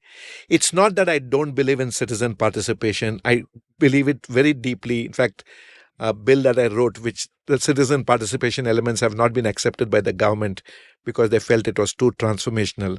So I believe in it. But will change happen with that? No, it's my view. Unless you have what I keep calling now of late as the RG Kar movement in Calcutta. You had that dastardly murder, rape and murder, and then the entire society and the leadership could not ignore it. Unless you can find thousands of people literally taking to the streets and demanding, and having the ability, like the farmers did at the Delhi border, to stay with it for 3 months, 4 months. That ground up right reason. One thing I've learned in government, something doesn't get done because it is the right thing to do. That I have learned very clearly. You have to align incentives of the different players. It's what I call modified game theory. You have to find everybody comes in with an agenda. You have to align. People praise this tender shore roads that we spoke about, and that we do have now about 80, 100 kilometers of footpath roads. It did not happen because the system cared for the pedestrian. I have to admit it in my own analysis. It has happened because the cost of the tender shore road is higher than the cost of a normal road. So the project money allotted is more. The system is good at siphoning money out of projects. Wow. And consequently, they are doing it because there's scope to siphon out more money. I am okay with it. I hate to say this, but I'm okay with it because pedestrians are getting a footpath. Because money is anyway leaking. It is a leaky bucket, and we can talk corruption as long as we want. My pragmatism says I would rather have a leak for a good cause than a leak for a bad cause. I mean, in terms of the So this is classic illustration of North by Northwest, that somebody else would say zero corruption, let's only do North, but you're saying थोड़ा West तो आएगा भाई, as long as we're... And उन्होंने पैसा बना रहे हैं, I'm okay with it. And I mean, I would, this Ravi 15 years ago wouldn't have said this. It have said I have to do the right thing. But as I've spent more and more time, I'm a great believer. The other day we were with Tyler Cowen, and he has this whole principle of pragmatic governance. I really belong in that square totally. In fact, I told him when I met him that I read this term pragmatic governance. Some analyst had written in the context of your overall thinking. And I said it resonates with me totally. That we have to be pragmatic about what we can get and run. Harishchandra has to be born again to change society. Hum Harishchandra nahi hai. We are what we are. And we have to work with the tools that we have got, is my belief. And therefore, Tender Show is a classic example that I'm aware of greater leakage, but I've made my peace with it because my constituency is pedestrians. People have told me, but that footpath is very bad. I said, it doesn't matter. I agree the footpath is bad because of the leakage, but I've done land grab for the pedestrian. Tomorrow, somebody will come and make a better footpath, and you will have the better footpath. So step one, grab land for the pedestrians, bad footpath because of leakage. Step two, because of pressure, that footpath becomes better. Take it in stages, incremental good governance. No, it's a fantastic footpath. And, I look at not just Bombay where the footpaths aren't so great, but even Chandigarh where I was born, where the roads are fantastic, but there are, you in many places, you don't have these kind of footpaths. So, wow, so you've made something that was earlier unseen quite visible for me. We'll deep dive much further into this after a quick break. Let's take a break for now. Long before I was a podcaster, I was a writer. In fact, chances are that many of you first heard of me because of my blog India Uncut, which was active between 2003 and 2009 and became somewhat popular at the time. I loved the freedom the form gave me, and I feel I was shaped by it in many ways. I exercised my writing muscle every day and was forced to think about many different things because I wrote about many different things. Well, that phase in my life ended for various reasons, and now it is time to revive it. Only now I'm doing it through a newsletter. I have started the India Uncut newsletter at indiauncut.substack.com, where I will write regularly about whatever catches my fancy. I'll write about some of the themes I cover in this podcast and about much else. So please do head on over to indiauncut.substack.com and subscribe. It is free. Once you sign up, each new installment that I write will land up in your email inbox. You don't need to go anywhere. So subscribe now for free. The India Uncut newsletter at indiauncut.substack.com. Thank you. Welcome back to the Scene and the Unseen. I'm still with V. Ravichandar. We went out for lunch. He took me to this beautiful Sabha cafe at this great institution he's built, which we'll talk about in a few moments. But there's something interesting you said, Ravi, on the way back that got me thinking about small decisions and big impacts, which was you pointed out that a member of your quizzing group offered you a very cheap membership at the golf club to play golf. And your wife Hema overheard that. And then she took you aside that evening and said, listen, Ravi, if you start playing golf, we are both working people. Our Saturday, Sundays will be gone. And therefore, please don't take this membership. And like a wise man, you listened to the good advice and you didn't take the membership. And as you were saying this, I just thought that this actually seems like a small, trivial decision, but is a life changing one. Because if your Saturday, Sundays are indeed gone, it affects everything. You know, it has a snowball effect on absolutely everything else, your free time, your leisure time, how much bandwidth you have to think, how much time you spend in the marriage, the impact on that, etc., etc. So you would not think of this as a very consequential event in your life, but it, in a sense, perhaps it is. Who knows? In a way, it actually has turned out to be a major decision. Even so, when Hema took me aside, I think it was very practical. And as a working couple bringing up two kids, I would have disappeared over the weekend, leaving her with that task. And I agreed with Hema. I always do agree with her. But when I look back in retrospect, I know that given my inclinations to take whatever I take up quite seriously, I would have taken to golf and become an avid golfer. And it would have meant that much of time. I mean, I'm not saying I wouldn't have enjoyed golf because I have friends who enjoy it immensely. It would have been another choice in life. But given that there are finite hours, it would have come at the cost not only of what it does to the family, but that time that you have for other things that you want to do. And it would be fair to say, in my case, not having taken up golf has allowed me to do a lot of other things that I have done. So it has been a trade off and no regrets about that. And another seminal event, which is quite obviously seminal, again came for Quizzing Group, where Nandan invited you to join him in the Bangalore Agenda Task Force circa 2000. And that changed the course of your life entirely. So tell me about that. So without a doubt. So end of 1999, when S.M. Krishna becomes the chief minister, he sets up a series of task forces. Subsequently, he also set up a task force to catch Veerappan. So the task forces was the order of the day, flavor of the season. So one of them was the Bangalore Agenda Task Force, where Nandan was the chairman. And because of our earlier friendship, he said that, would you like to serve on this task force? And I told him, I honestly have no idea of how a city works. I have zero exposure to government.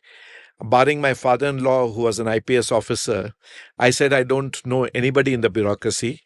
I don't know a single politician. And consequently, while I don't know whether I'm a fit for this, given my curious nature and willing to jump into the deep end, I said yes. I said, let's give it a shot. So that's how the whole, my exposure with working with government started. And, within the first month, the first task that was given to me is they said, without money, Nandan and then the commissioner of the Bangalore Corporation, Jairaj, they both said that, look, if we don't have money, we can't do anything good for the city. So find a way to get us more money. And the only source of income for a city, the significant source of income, is the property tax. So I came up with this self-assessment scheme of property tax as the idea. There was of all places, there was a Supreme Court judgment on Patna, which allowed us to do this area-based kind of property tax. And as the word self-assessment says, it's based on a basic premise: trust the citizen to tell the truth rather than expecting a revenue officer to uncover a lie. And by actually taxes went up, the official taxes that you paid. But being a market researcher, I had done this exercise to see the true cost a house owner was paying, which was the cost paid as property tax and the cost paid as bribe. And we basically formalized the tax at a higher level, but which was lower than the tax plus bribe amount that they were paying earlier. And consequently, it did very well in the city and continues to this day. What I realized in that 1 month of working on that project and the chief minister saying that we will implement this property tax system within the next 2-3 months, it gave me an indescribable high. I mean, here I was in my private sector life advising companies to make crores and crores worth of investment decisions. I mean, my firm's work had led to more than 50,000 crores worth of investment decision to be taken. And suddenly I'm finding that the kick I'm getting out of one property tax initiative in terms of something that got accepted in the system was far higher than anything I had done in the private sector. And in a strange way, it suddenly gave me a meaning saying, hey, this is what I want to do with my life. And I was in a fortunate position, thanks to Hema's ESOP, that I could make these choices that I want to focus here rather than on my work. And that started the decline of my official work related. By 2010, I stopped working. And from 2000 to 2010, I was half the time working on city and half the time on my business. And I had colleagues who held the place together for me. So that started my journey of working with the government system. And honestly, I had no idea what I was in for. But what I realized day after day is there was potential to make change on scale in the government space. And that got me, in a sense, hooked. So we had a 4-year run as the Bangalore Agenda Task Force, and I was involved in quite a few initiatives, some that saw the light of day, many that did not. And that moniker of patron saint of lost causes, its origins lie there. But once the BATF got closed, I had to try to bring change from outside the system, which is when the lost causes became more apparent that it's so difficult to make change when you're trying to do it from the outside in. The first one was Inside Out, where I was officially part of a government body trying to bring change. But there are, particularly in that phase, apart from the property tax, the other thing that gives me great joy is we made Lal Bagh sustainable for the next 100 years. So I had a very close relationship with the then BDA Commissioner, Mr. Jerome, who was a very dynamic officer. And Nandan told me that, look, let's do something for Lal Bagh. Why don't you talk to him? He'll listen to you. So I went and made a proposition to him and saying that let's try to work to make Lal Bagh sustainable on water for the next 100 years. So we put up a 1.5 MLD STP plant. We dredged the lake. We put in sprinklers, and we also in the process cleaned up glass house. All of it cost just 18 crores of government money. Even when we had the recent water scarcity, Lal Bagh did not go dry because of the STP plant and the lake that we had put in place out there. So it's a sense of great joy that you are able to make an intervention which basically makes a place sustainable for decades to come, and an iconic place like Lal Bagh. Subsequently, that experiment was repeated in Cubbon Park because that became an exemplar, and the same idea was carried forward in Cubbon Park. In fact, it would be fair to say that during the BATF days, these were the two wins, the self-assessment scheme and thing which I was directly involved in. Obviously, I was involved in a whole lot of BATF projects, but how naive one was, and my business was to forecast the future. And I must say I horribly failed because Mr. Jerome was building the outer ring road at that point of time, which is today the biggest traffic jam and at that point of time, we felt that by building the outer ring road, we are securing Bangalore's future for the next 5-6 decades because there was nothing there. And we were building this almost 8-lane road and wide avenues and stuff like that. We said Bangalore's problems are solved. I must have gone on that road at least 60, 70 times with Mr. Jerome inspecting as we did it. And we felt it was done. And we couldn't be more wrong in terms of the rapid growth that subsequently came. And we just didn't realize that bringing such an infrastructure will bring its attendant people who come and build out there, which will bring future day problems. We had absolutely no idea of what was to come. In fact, along with Mr. Jerome, I was also part of the now infamous Hebbal flyover, which when we built it back then in the BATF days, the BDA built it, and I was also part of it. So I must state my role in another thing that has failed quite spectacularly over the years. Is the Hebbal flyover was conceived as a road over bridge over a railway line. At the time when we built the Hebbal flyover, the decision to house the airport where it is currently housed was not taken. So it was just seen as a bridge which just takes you to Yelahanka, just connects you to the outer ring road and nothing more than that. And consequently, it was built as a 4-lane. But while building, we realized that it would be nice to actually build a 6-lane or even 8-lane for the future. It was there. But the problem really was, I remember Mr. Jerome telling me, you please go and talk to another friend of yours if you want to expand the lane. Because to make Hebbal a 6-lane instead of the 4-lane that it is today and a big choke point, one pillar needed to be cast in the Hebbal Lake. Only then we have got the strength to have a 6-lane road bridge instead of the 4-lane that we have got. And the concerned gentleman there was also an IAS officer, very senior one.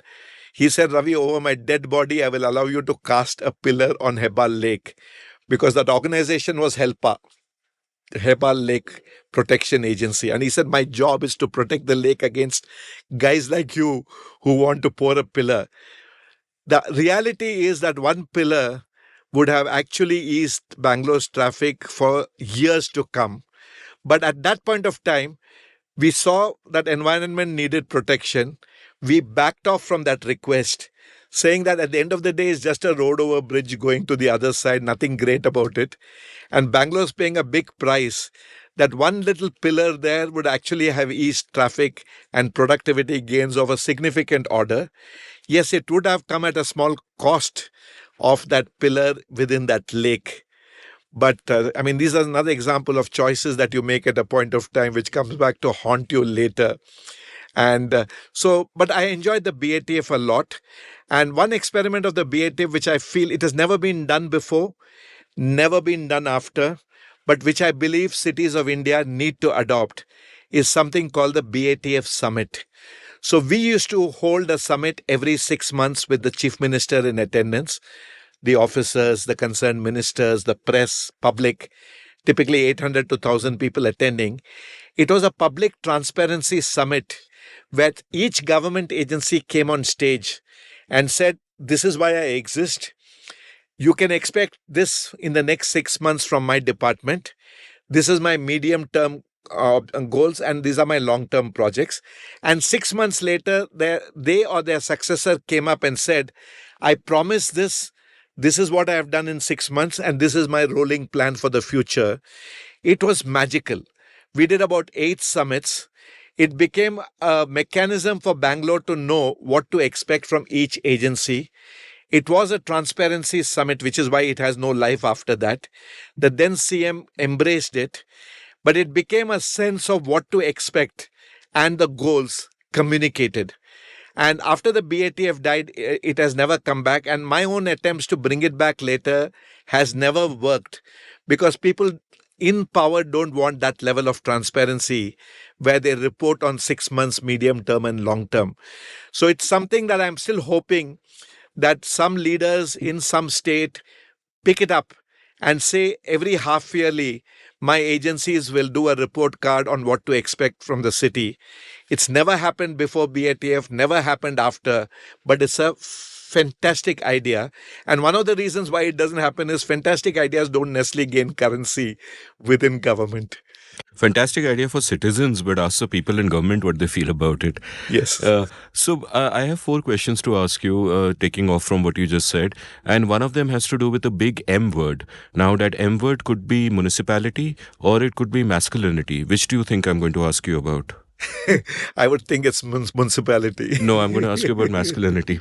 So I was chatting with Gautam John yesterday, and Gautam we were discussing the crisis among Indian men and a crisis in masculinity, that men, get trapped in this image of themselves as a provider, as a man who has to do manly things and run the family and etc., etc. And it strikes me that you are, of course, in a sense, the repudiation to that, the exception that proves the rule, as it were, in the sense that you were perfectly happy with a wife who, a working woman, accomplished woman, did great things in her life, and you are super proud of her, and you are perfectly happy to say to the world that I'm living off her ESOPs, which you've said about 2-3 times in this episode. Yes. With great pride, which I noted with great joy, because most men don't do this. Most men feel threatened if their wife earns more than them. They feel threatened if their wife is successful. Even though it's completely irrational, their instinct is still to feel kind of emasculated, that, hey, I'm the man, man of the family. Why should I live off my wife's money? What the hell? Etc. etc. Right? So, with regard to you, obviously, you were brought up by great women, progressive household, etc. etc. So, I'm not asking about why you're different, but when you look around you, how much, what are your observations on India's crisis in masculinity? And also, do you think that some of the pushback that comes from people within government, whether they are bureaucrats or politicians or whatever, has something to do with the innate male ego, that they are in charge, they are in a position of power, and it almost feels as if you're stripping them away of some of that if you question their judgments or their decisions or try to influence? So it's very true. Actually, this masculinity challenge and people getting threatened is very true. See, in my case, I'm very proud about, actually what Hema has achieved. By conventional MBA standards, I'm an MBA graduate and she's an MBA graduate. She has outperformed me by a factor of 10:1 or 100:1 on yardsticks of what an MBA should achieve in life, without a doubt.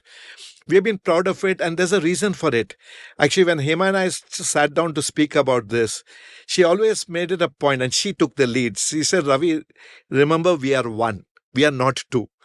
So your success is my success is your success. So in a sense, I never got threatened. In fact, I've been extremely proud, and I've said it from the pulpit saying that, but for Hema, there go I. So, and it came from what Hema told me very early in our married life. Just remember, we are not two, we are one. And therefore, we celebrate each other's success and we also share each other's sorrows and disappointments. It's one. And we have followed that for our entire married life in terms of the highs and the lows.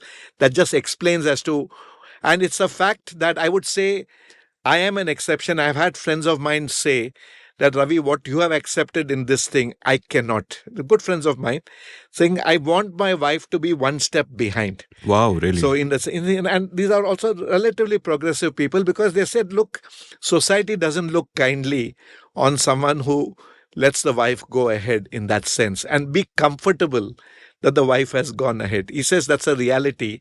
And consciously, we have made choices where I believe that my wife could have been better. And she is better than me, but I didn't have the courage to say, go ahead. Like there's this joke that only in Afghanistan the women walk in front because there are a lot of landmines out there. Otherwise, so coming back in terms of linking it to the male ego and thing, it is true. Actually, when you work with people in the service and in terms of thing, that the men do feel that they have got it figured out. They know. And ego is a big thing. It's a reality. And I think you're going to see in the coming decade, recently there was a Manotsava conference that Nilekani Philanthropies did. And even as I mentioned, Rohini did a session on male masculinity. Increasingly, men are going to get threatened. There is going to be a reaction because of that thing. And a new equilibrium is going to be found. But till that happens, you are going to see some perverse kind of decision making and reactions in the marketplace, whether it be whether it be government, private, social life, whatever. It is a live issue. And psychiatrists will have to figure out and help people navigate as the power equilibrium shifts. See, if you see it as a power game, one higher than the other, hierarchical, we are going to come to grief. But if you see this as a win-win game where 1 + 1 becomes 3, then that is really the way out. So we have to see that we are not in competition with our spouses. And the other thing that it requires is a realization. Beyond a stage, you have to not care about what society thinks. A lot of people are losing their way about what others will think.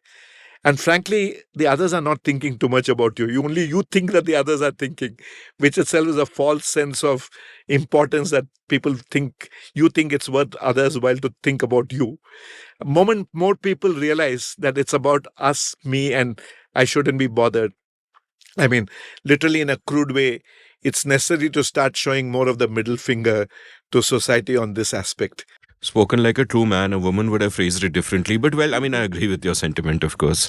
My second question is about what you learned when you entered this particular field of civic engagement where you're working with the state to bring about change. Because before this, you're in a corporate world, things are very different. You can run a company from the top down.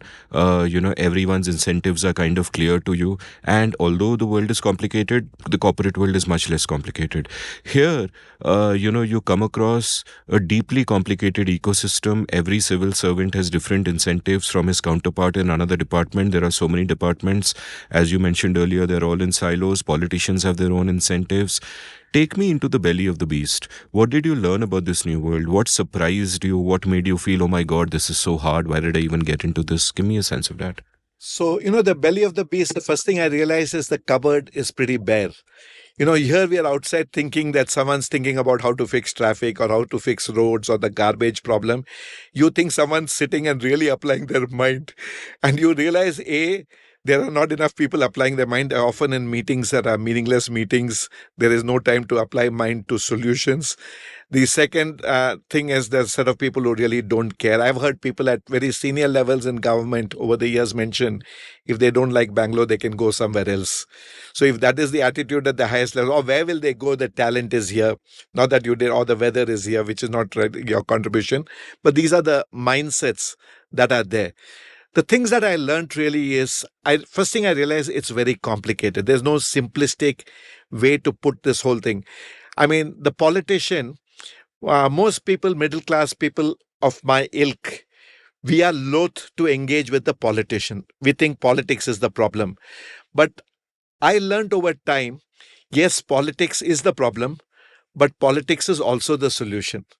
And often you get a more responsive answer from politicians because they're a little more insecure because they have to go back every 5 years and get re-elected. Unlike the bureaucracy, which is a for-life position at one level, you find that the politician sometimes is more responsive and more in touch with the constituents' needs. That's something I learned. The other thing I realized, and I should tell a lot of my friends, engage with the politician. Don't feel comfortable. Most people are comfortable going and meeting the IAS officer because they feel they can connect. But I often tell them that you're more likely to get your problems addressed if you went to the politician. That's a learning that I had when I went in with the system. I realized that politicians are interested in short-term results. They need to show something. They need to be able to claim wins.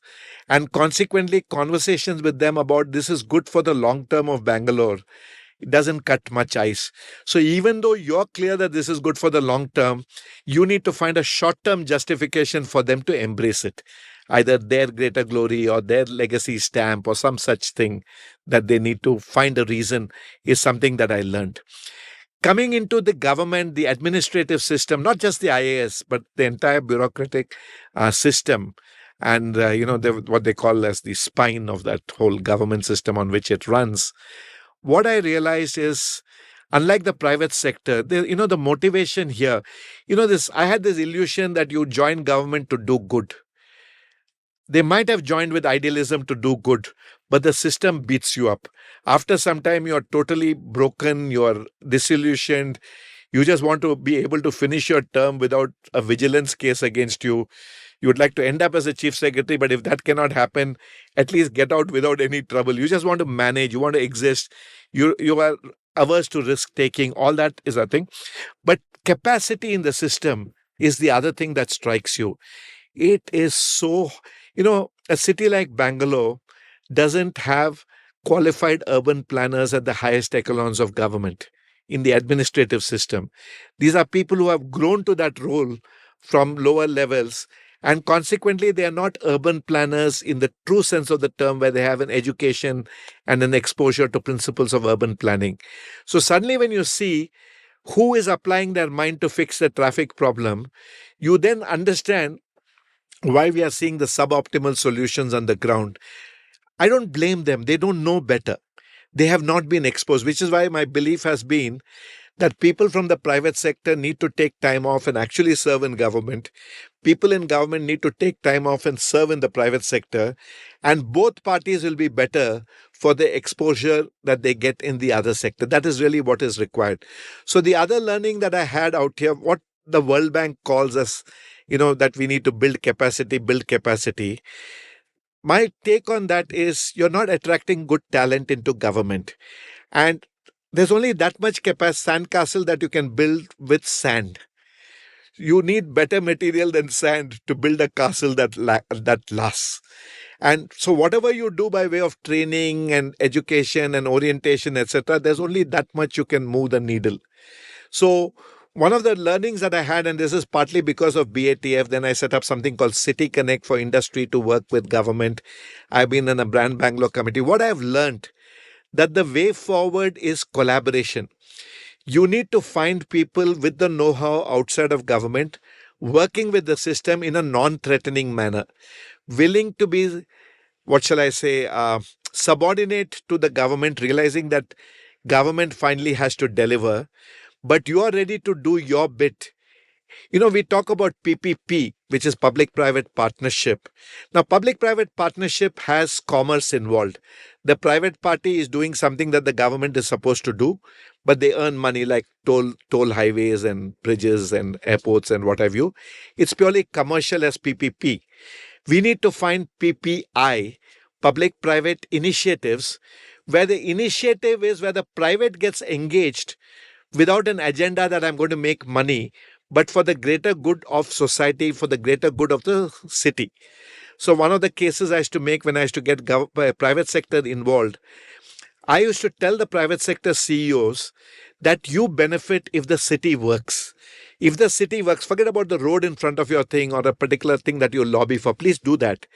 But if the city works, spouses will want to be in the city because the city works. The education system, your children are happy of your best talented people. So if a city works, you have a chance of attracting and retaining good talent. And that's a reason for you to engage. And, you talk about 2% corporate social responsibility. Find ways to put that money and those resources to make a city work, because your business will do better if the city works. I tell them in the balance sheet that they present to the shareholders, there is a missing element, the dysfunctional city and the loss of productivity because of that. You tend to report it in stark numbers of income and expenditure and human resource costs, etc. That's your balance sheet. The figure that is missing there is your profits could have been more if the city was more productive, if people spent less time in traffic. Therefore, you have a vested interest to make sure the city works, not because it's a good thing to do, it actually improves your bottom line. That's the kind of case which that learning and insight came to me from my working with government. And I've used that. For example, the tender sure roads. I raised money from government, from private, making this point that let's prove that roads with footpath are a better way to go. And now government has embraced the program, but the primary seed capital came from the private sector for a larger cause for the city. So these were some of the learnings. The other thing I have found is government and particularly officers are inherently suspicious of what is called civil society or NGOs. They see them as troublemongers. They see them as guys who go to court and get a stay. They see them as somebody who are obstructionists. So there's a trust deficit between government and the citizen. And those governments that are able to bridge the trust deficit will be able to get better outcomes in the city. Today, the citizen and the government are adversarial. Government doesn't, one of the reasons why people don't pay their fair share of taxes, they take the view that if I pay, they're anyway going to steal it and they're going to rob me of it. It's better I cheat them of the money I am due to them than they cheat me. So that's really how they tend to think about it. So the other thing which still exists to this day is this trust deficit. And inherently, every time I suggest that, look, let's do more consultation with people, let's go into the localities and get feedback, the normal tendency is no need. These are all troublemakers. Let's not do it. We'll get into more problems with what they say. And then they're going to raise other complaints that I can't fix. Better not to go. So this is something that needs to be bridged. So these are the things that I learned working with the government. So basically there are 3-4 stakeholders. There is government, which is politico-bureaucratic. There is civil society, which is NGOs and citizens who are concerned about the city. And then there's the corporate sector. Civil society is suspicious of corporate. They're suspicious of government. Government is suspicious also of both these. So we are this. If somebody can find a way to reduce trust deficit between the players in the ecosystem, there will be wonders that we will achieve in our cities. And some wonders you've already achieved. I want to double click on a phrase that you used before the break where you spoke of how a lot of this is like modified game theory. Yes. You've got many, many different pieces on the chessboard. They all have a mind of their own. They're all reacting to each other's actions. Everything is unpredictable. It's very, very dynamic. And it's not just known unknowns, but unknown unknowns, as it were. And like one small example of this is, you've mentioned elsewhere that if you want to get a politician to do something, it's far likelier towards the start of their term when the political capital is highest. So closer they get to the next election, the harder it becomes.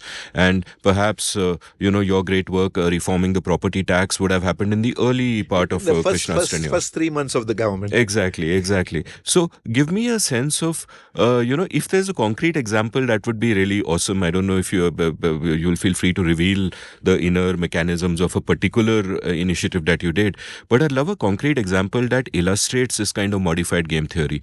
That how are you taking the incentives of different parties into account and therefore making pitches to each of them differently, getting them on the same page and getting something to happen. Like a tiny example of that was the way you got these footpaths made. They cost more and therefore, for the bureau. You don't explicitly say they cost more. It is lying there somewhere. Exactly. And the people pick it up. They realize it's a more expensive project and therefore worthwhile. So this is a small example of the incentive for one stakeholder, but can you give me a larger example to illustrate this modified game theory and work? So let me again come to just explaining the modified game theory the way I see it.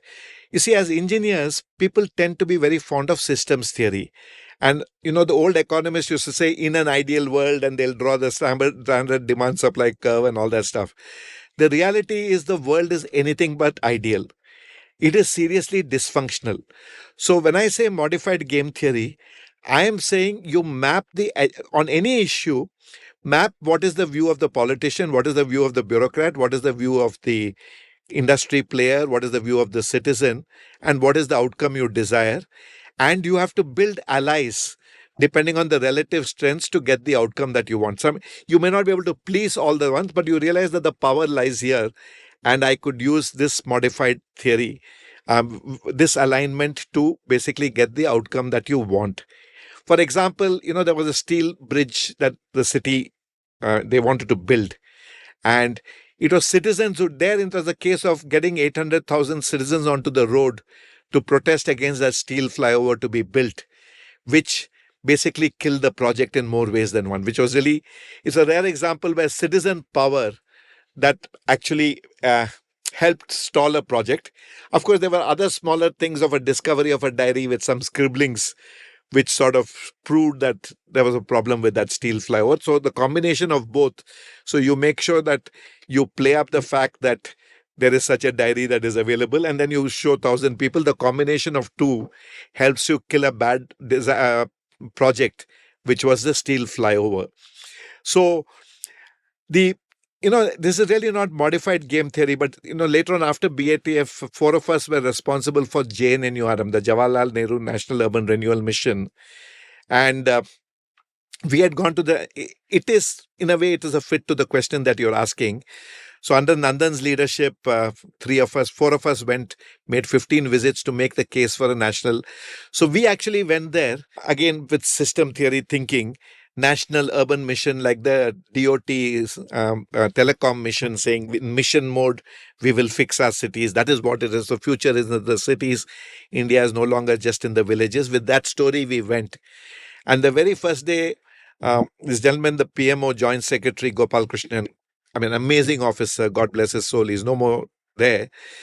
He said, Ravi, just do a find and replace. We had a PowerPoint presentation and a 30-page note on 4 reform measures and how our cities will be built into the cities of the future. He said, just find and replace and change the word urban to urban renewal. I pushed back saying, I'm not ready to put the word urban renewal. I said, urban renewal is inner city development like Harlem and dockyards and, really rundown parts of the city. The word urban renewal in theory is based on that. Our mission is about transformation of cities and not some renewal of 2 areas in the city. He said, Ravi, I understand all your theory and I'll keep it to yourself. Just find and replace and give me this document. I said, tell me why. He said, if it goes through, I'll tell you why. But for now, you give it. So I found, replaced, changed the word urban mission to urban renewal mission. and gave it to him. In 4 months after our multiple visits and meeting everyone, it became a 50,000 crore government program and it saw the light of day. So we had a meeting in the Prime Minister's house where it was announced that we are going ahead. Mr. Chidambaram, the Finance Minister, said we will do it. So I went to Gopal and said, boss, now you said you'll tell me why it thing. So he said he was in charge of that time, if you remember, it was a Congress and left government. So he was in charge of something called the Common Minimum Program. I'm always I find it ironical. It's called the Common Minimum Program between two parties. It's the common maximum. Nothing beyond that page is going to be implemented. But they call it the Common Minimum Program. And point number 7 in that was a sentence which said urban renewal is important to this government. Urban renewal is important to this government. And there was nothing behind it except that sentence. And 4 jokers from Bangalore land up in Delhi saying we need to do this urban mission. And he, as the program officer for that common minimum program, he just gem clipped it like they do in government and said this is the proposal before for point number 7. And tuck, because it was there in the common minimum program, it passed off. Of course, it became the Jawaharlal Nehru because that's the political thing of giving that name, and National Urban Renewal Mission. And all that took place because there was this government officer who was aware of that one line. And we frankly, our program was not a renewal mission. But if all it took was to add the word renewal to get our program through, we said we are good to do it. The Planning Commission had some 10 ideas that had not seen the light of day in some 30 years. They saw this train leaving New Delhi railway station called the thing with 4 reform. They said only 4 reform conditions. They added 12 of this. It became 16 reforms. But we kept quiet. We accepted it. We said it doesn't matter. It is important that the train leaves New Delhi station with whatever baggage it can take. So if 4 reform has to become 16, we'll live with it. And that's how it took life. It had a mixed record subsequently. But most people in India remember the JNNURM for the buses that all cities bought. And at the end of the day, if you ask me, while many of the reform conditions never got implemented, Bombay, of course, I think repealed the Urban Land Ceiling Act because of that JNNURM. But most cities at least got low-end buses. Some good came out of it is how I look at it, the pragmatic outcome. So this is an example where you don't stay firm that this is the only way to implement it. When you find out that you have an opening which requires compromises, you do it to get the outcome that you want. So just as an example, I'm not sure it totally fits the modified game theory, but there are elements of that does fit. The fact that there was this common minimum program, they wanted to show some results. And the other thing is opportunities in the government space are fast closing windows. You spoke about early in the term. It is so, political capital is always a diminishing commodity, always. Rare is the example where I've seen somebody at the end of the term being more popular than in the beginning of the term. And you're seeing that even with the US right now, etc., the popularity scores and stuff like that. So opportunities are fast closing windows. Therefore, you need to move very quickly. So in the case of JNNURM, it was within the first 6 months of the government when there was attention to the CMP, fortuitous at the right time. You quickly take your wins and run with it. That's my belief. Don't delay when you can. And perfect is the enemy of the good. Don't try to do this perfect solution. Take what you can get and run with it. I want to ask you about this theory of change that you've been expressing and articulating, through this conversation. Like when we were going for lunch, you were talking about the Greater Bangalore governance bill that you've brought about, and how many people in civil society criticized you because they were like, it doesn't go far enough, and it was on the lines of purity that you're doing so little, it doesn't go far, etc., etc. And your point is that you are looking at the perfect. I am looking at the good. Don't let the perfect be the enemy of the good. Let's get this through. Only 30% of your recommendations actually made it to the bill, and your position was that that's better than nothing, North by Northwest, right?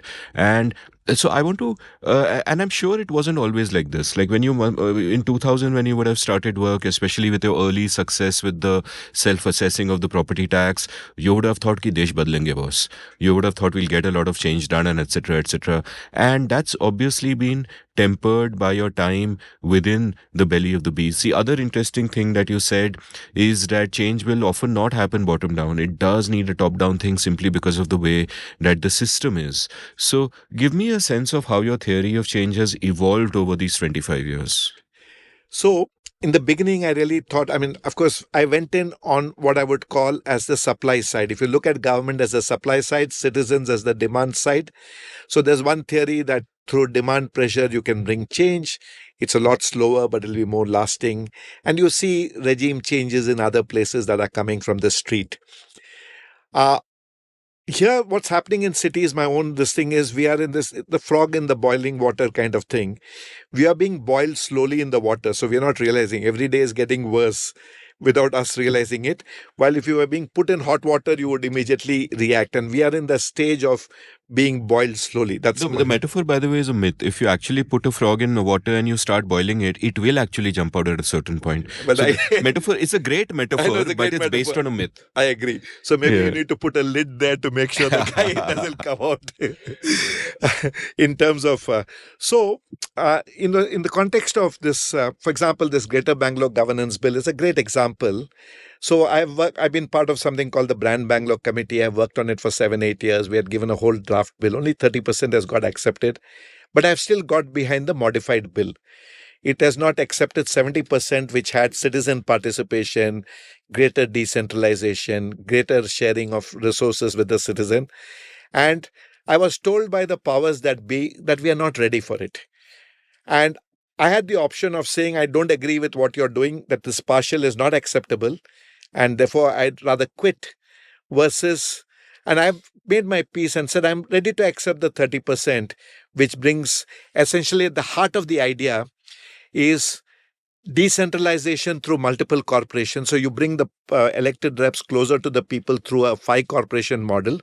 At the same time, you bring an apex layer called the Greater Bangalore Authority, where all the multiple parastatals like the Water Board, Electricity, BDA, various agencies that are there, they are integrated at the higher end, which never existed earlier.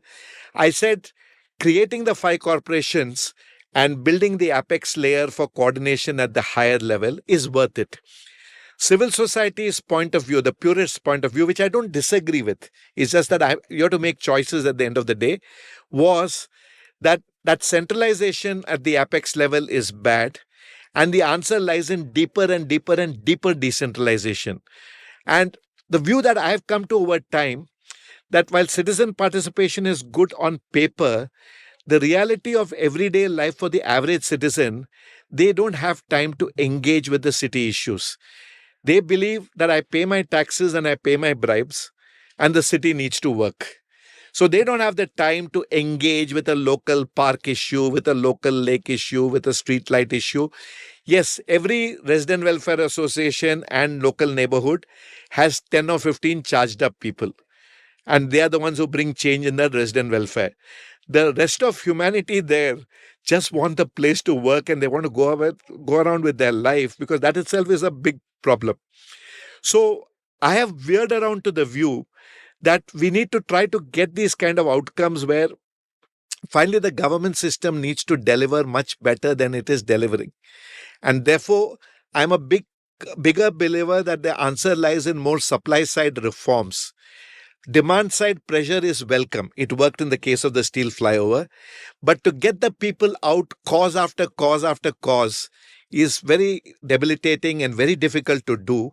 And therefore, I believe that supply side reform could actually deliver better results for a greater number of people than keeping on plugging away.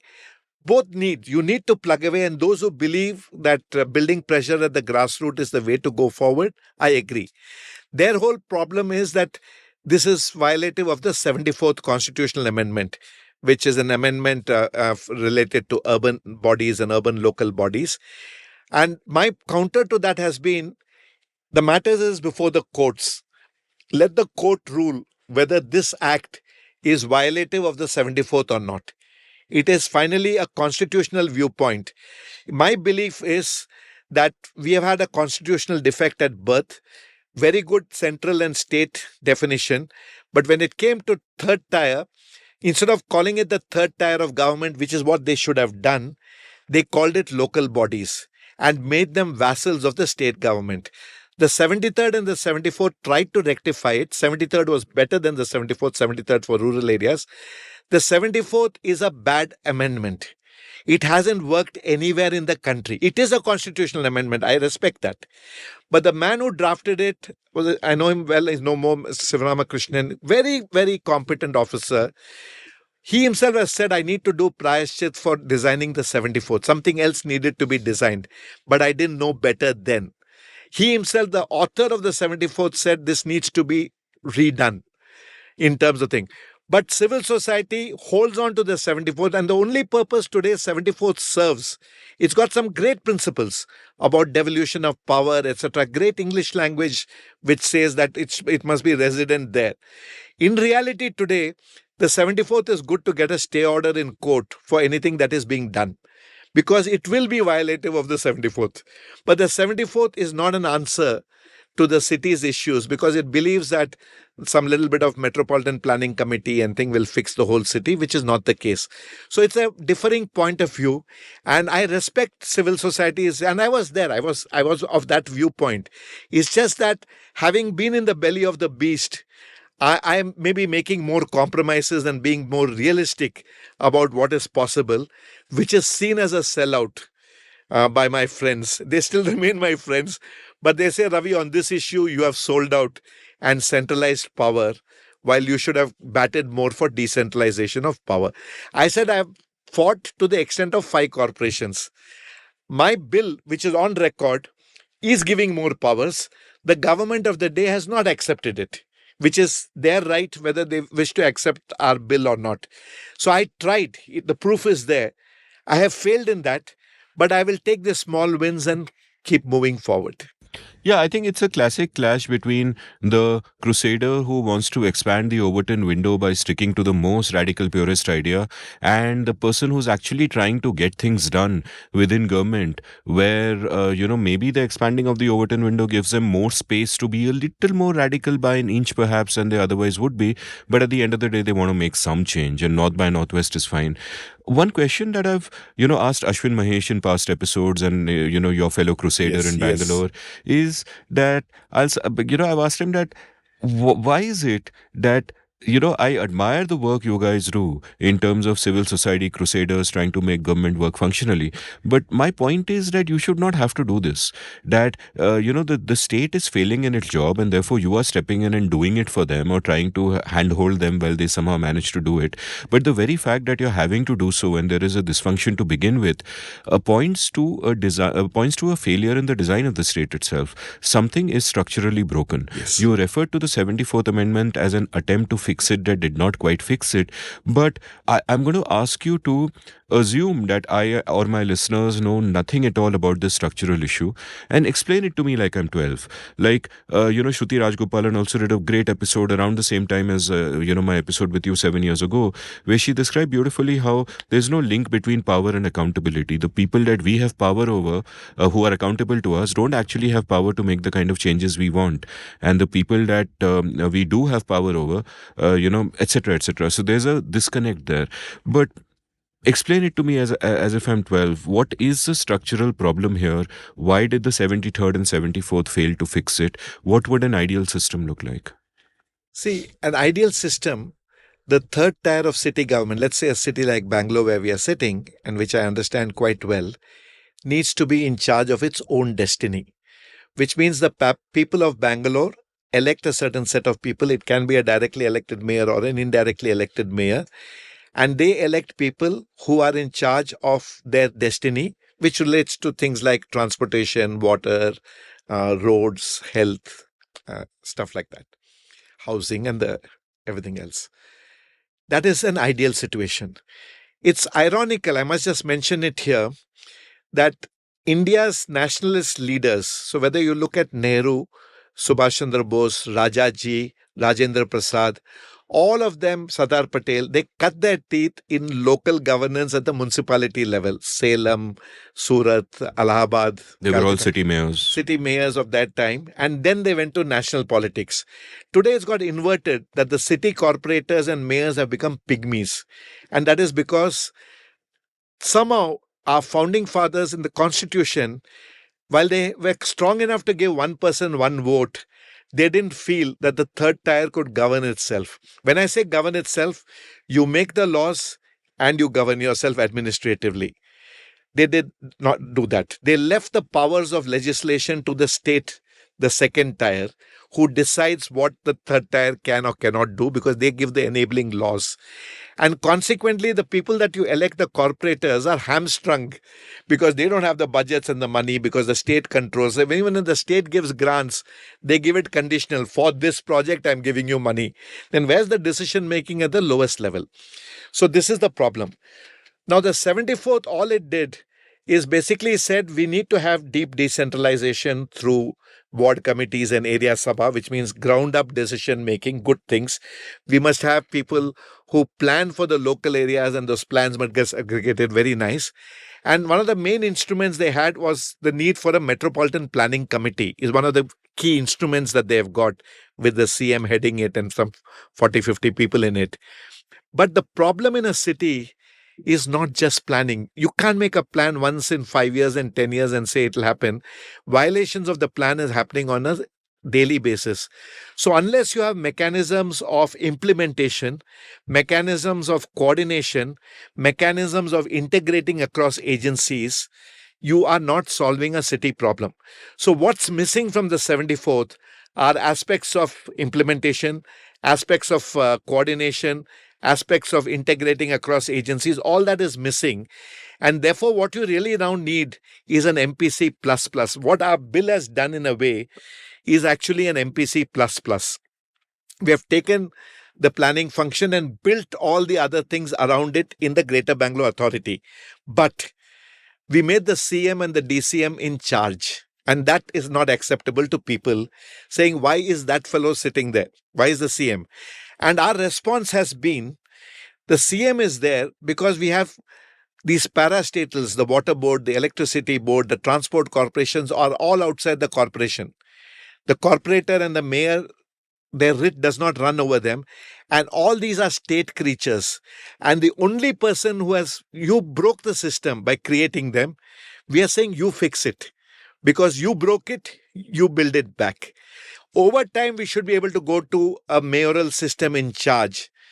But the ideal way is to roll all these agencies back into the corporation. But you created these agencies because you felt the corporation was incapable of doing it. So you created them. Now you don't have the courage to roll it back into the corporation, in which case these people would become powerful. So you have to find a via media. So that is really the effective thing of the 74th. But to your question, really structurally, for people to understand why the place doesn't work, you use the M word of municipality and thing. I think the C word is another word which is equally important here. I mean, C is also, there's a lot of cancer in the system. I mean, too much of cholesterol. Manish Sabharwal always keeps talking about regulatory cholesterol, as you know. There is lack of competence. There's a lack of commitment. These are all C words. But the biggest C word is really corruption. What we are all glazing over is inherently the system leaks. It's a very leaky bucket, not just the city government, across state and government projects. It is, the last election got won on the fact that there is 40% commissions being paid, which could not be effectively rebutted.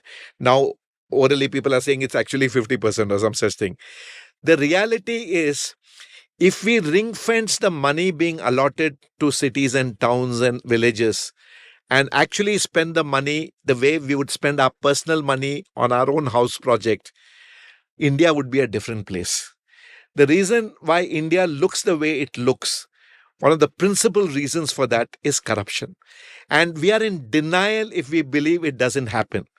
It's happening on a large scale, and it starts by first taking the wrong decision and the wrong project. And then on that wrong project, you throw money after it, which is a leaky bucket. So at the end of the day, you get a half-done project, and it's a bad project in the first place because you didn't have competent people deciding what needs to be done, is the biggest problem. I was giving you this analogy. When you get elected in India, you get elected with fishing rights to a pond. And that pond is becoming increasingly toxic.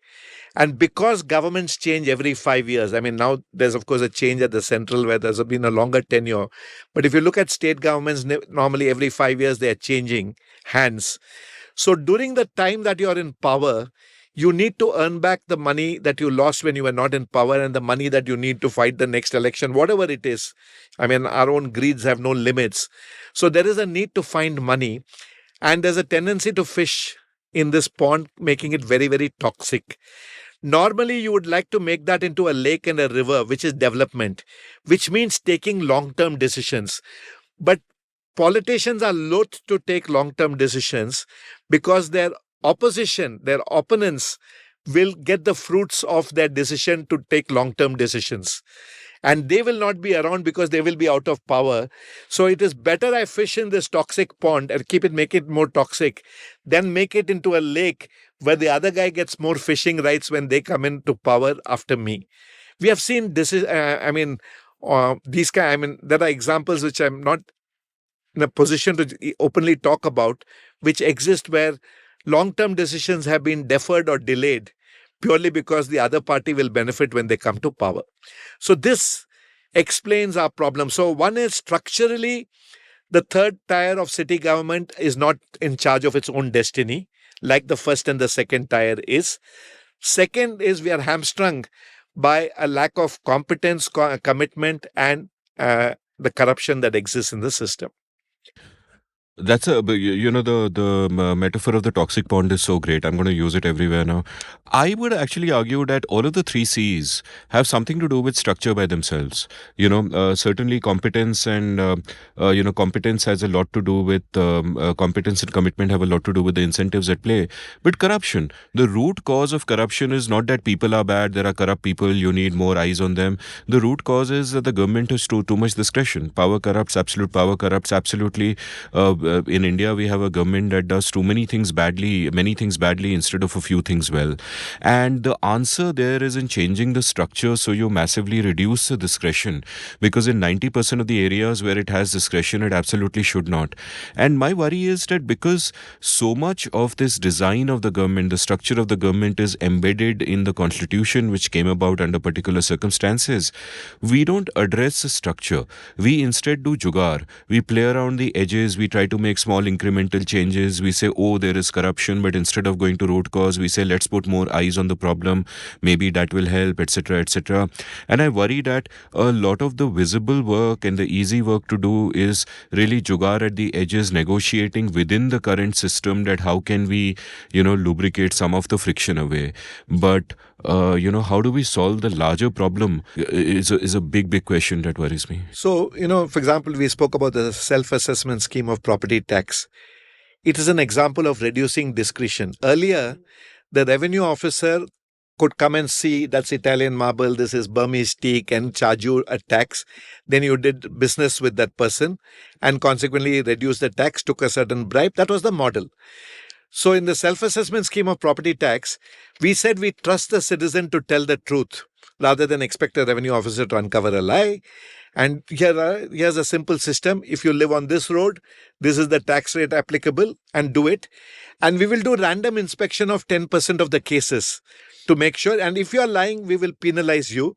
But 90% get through the gate because I trust your return, and it's done.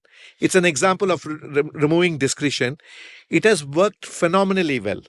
The government revenue officers tried to reverse the system, but the people pushed back and the corporators saw that this is not something I should touch. And the property tax self-assessment scheme is here to stay. Later on, we have problems. Right now, they've introduced something called e-Khata, and e-Khata has its own problems, etc.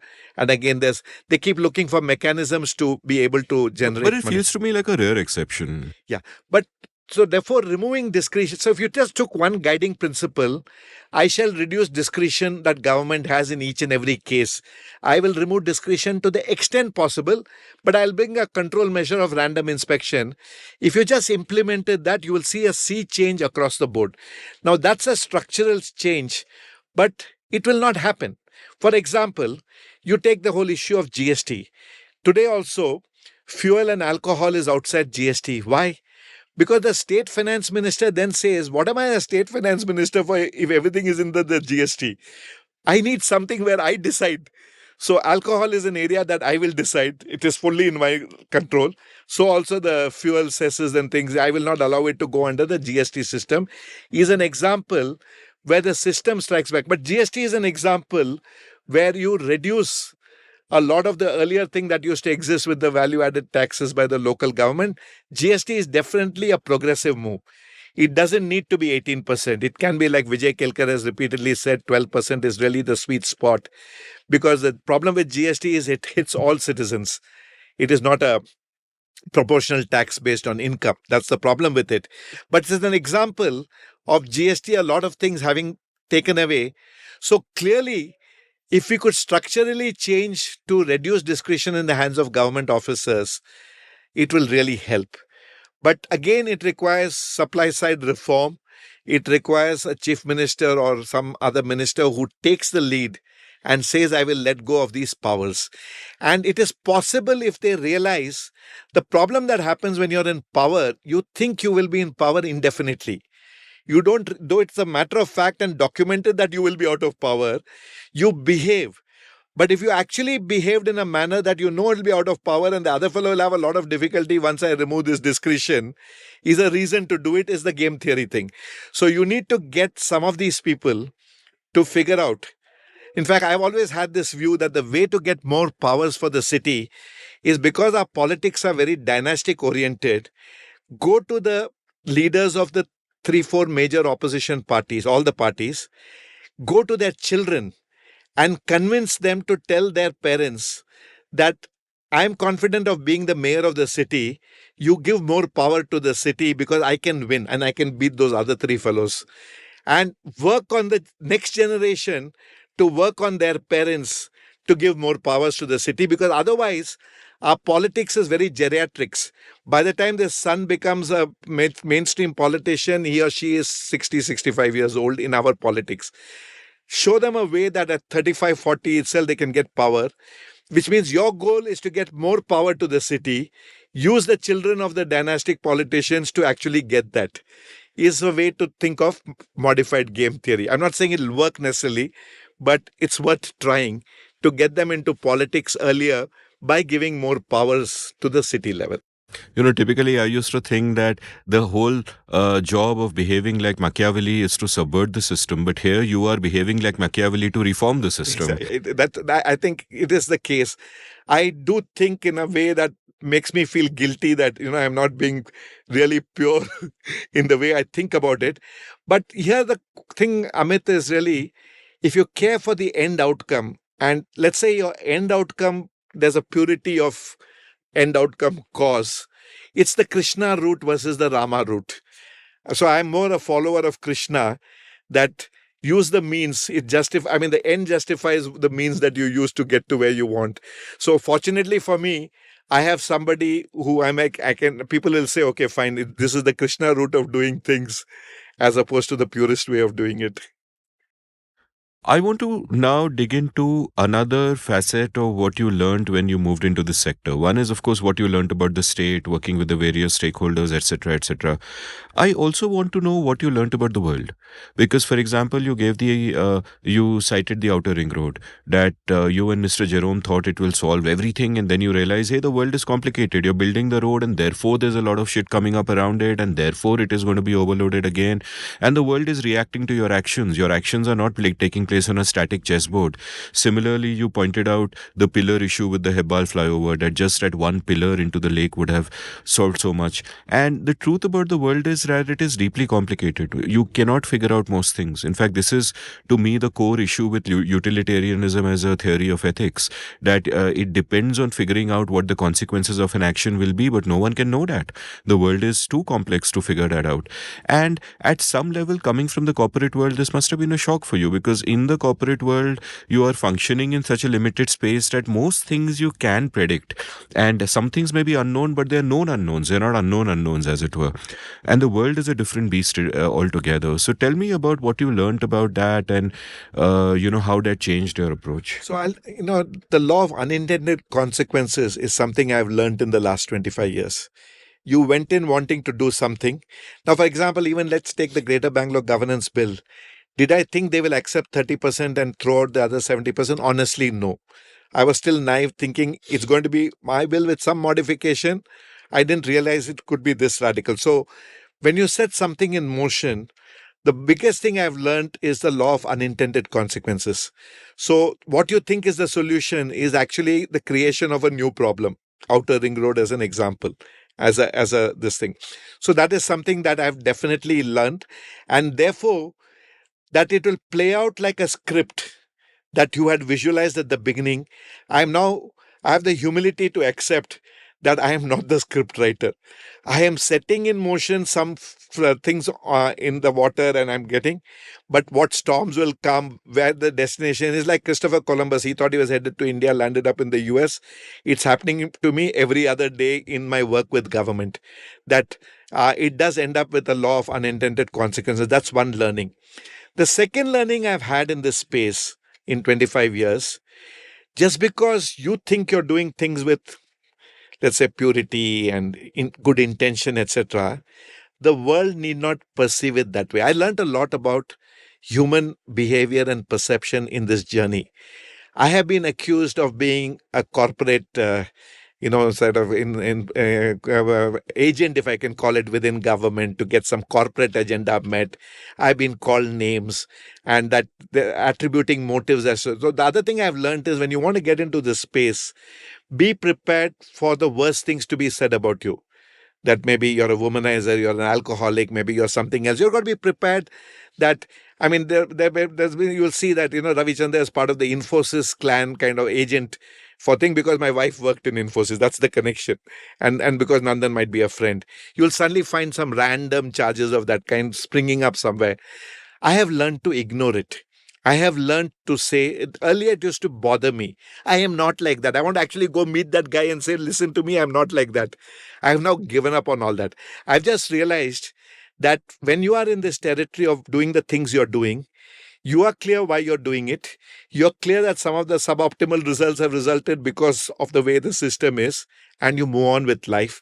So one thing I've learned over the years is I get less and less upset about some of the bad things that are said. Earlier, it used to upset me deeply and throw me off track, saying, is it worth it? What am I doing this for? Etc. But I've come to terms with that this comes with the territory when you work in this space. So really two learnings. One is law of unintended consequences.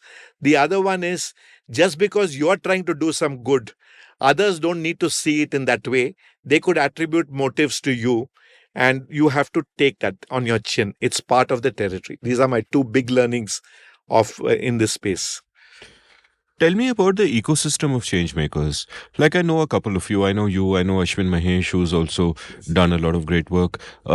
What is the ecosystem of change makers like? Are there many people like you and Ashwin, or are there many activists on the fringes who are taking purist lines or ideological lines of different In Bangalore, stripes? both exist. I always say we have more urban reformers per capita in Bangalore than any other city. We also have more problems than any other city. So it's a contradiction. We have more reformers and also more problems.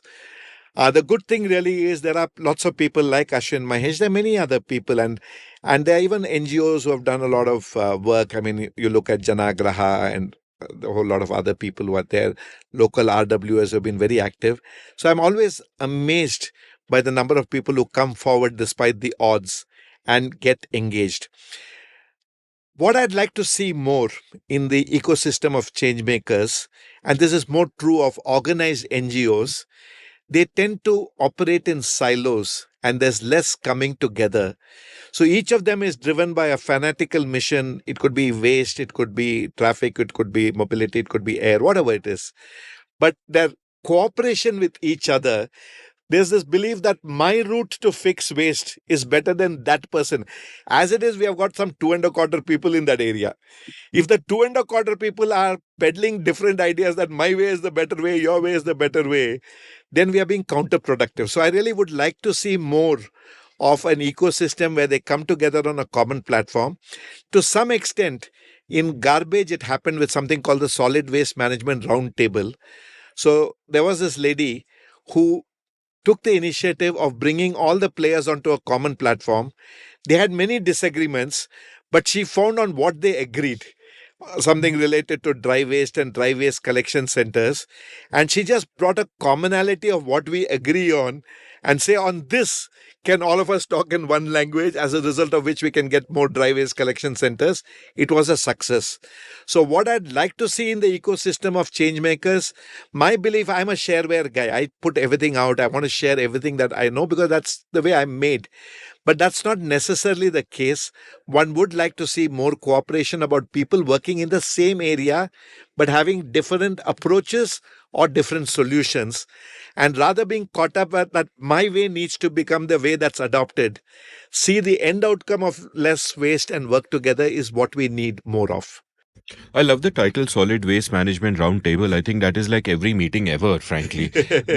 But so tell me a bit more about, this particular initiative, the Bangalore Agenda Task Force shut down in like 4 years. Yeah. But then you went on to do many other things. Urban Renewal Mission, you spoke of City Connect, the Center for Public Problem Solving. You were part of the expert committee on BBMP restructuring set up in 2014. You were part of the Bangalore Blueprint Action Group 2016. So tell me about all of these initiatives and how all of them, I'm guessing, in some way represented a change in your thinking, a change in your theory of change and an evolution in.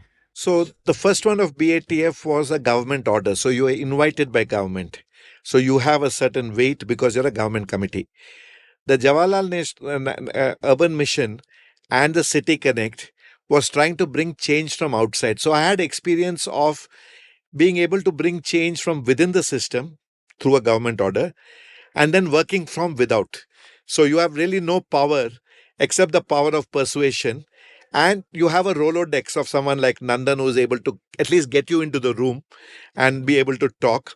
Or in the case of City Connect, use the industry heavyweights. We created City Connect in 5 cities. Use the industry, which basically was industry helping to solve city problems. You use the clout of the leading industrialists in the city to get access to the powers that be to get a hearing. Worked in both modes, trying to work from outside. Now I'm in a Brand Bangalore committee where I'm again back in government doing this governance bill, etc. And what I realized is in both models, you can bring change. When you're within the system, you can bring about a certain change, but you will be seen as a sarkari admi because you got that mandate from the government. When you are from outside, if you have interesting ideas, Tender Show was brought from outside of government in terms of, it was not when I was in government. And Ashwin Mahesh has also done things where he has brought a Big Ten bus, etc., working from outside the system. What we have realized is it requires different tools of the trade. In the inside one, you're empowered, you got position, you have government instructions which others have to listen to. When you're outside, it is more persuasion, access to the people who can make the change. But it is possible to make change in both the modes. That's basically what's been my journey. And I've been fortunate to be able to do both. And this has been through Congress governments and BJP governments. Though the records will show that Congress governments have appointed me to committees, BJP governments I have worked with from outside. So I've not, so maybe I'm seen, but I'm actually apolitical. I mean, I might have my ideological preferences, but I'm apolitical. I'll work with the devil. I don't care. I really care for the outcomes. So I have actually over the last 25 years worked with both governments. And though I have been in bodies in the government and in the Congress government, the BJP government actually gave me an honorary doctorate for public service. And they know that I'm working without really an agenda, and they say, I said, it really doesn't matter.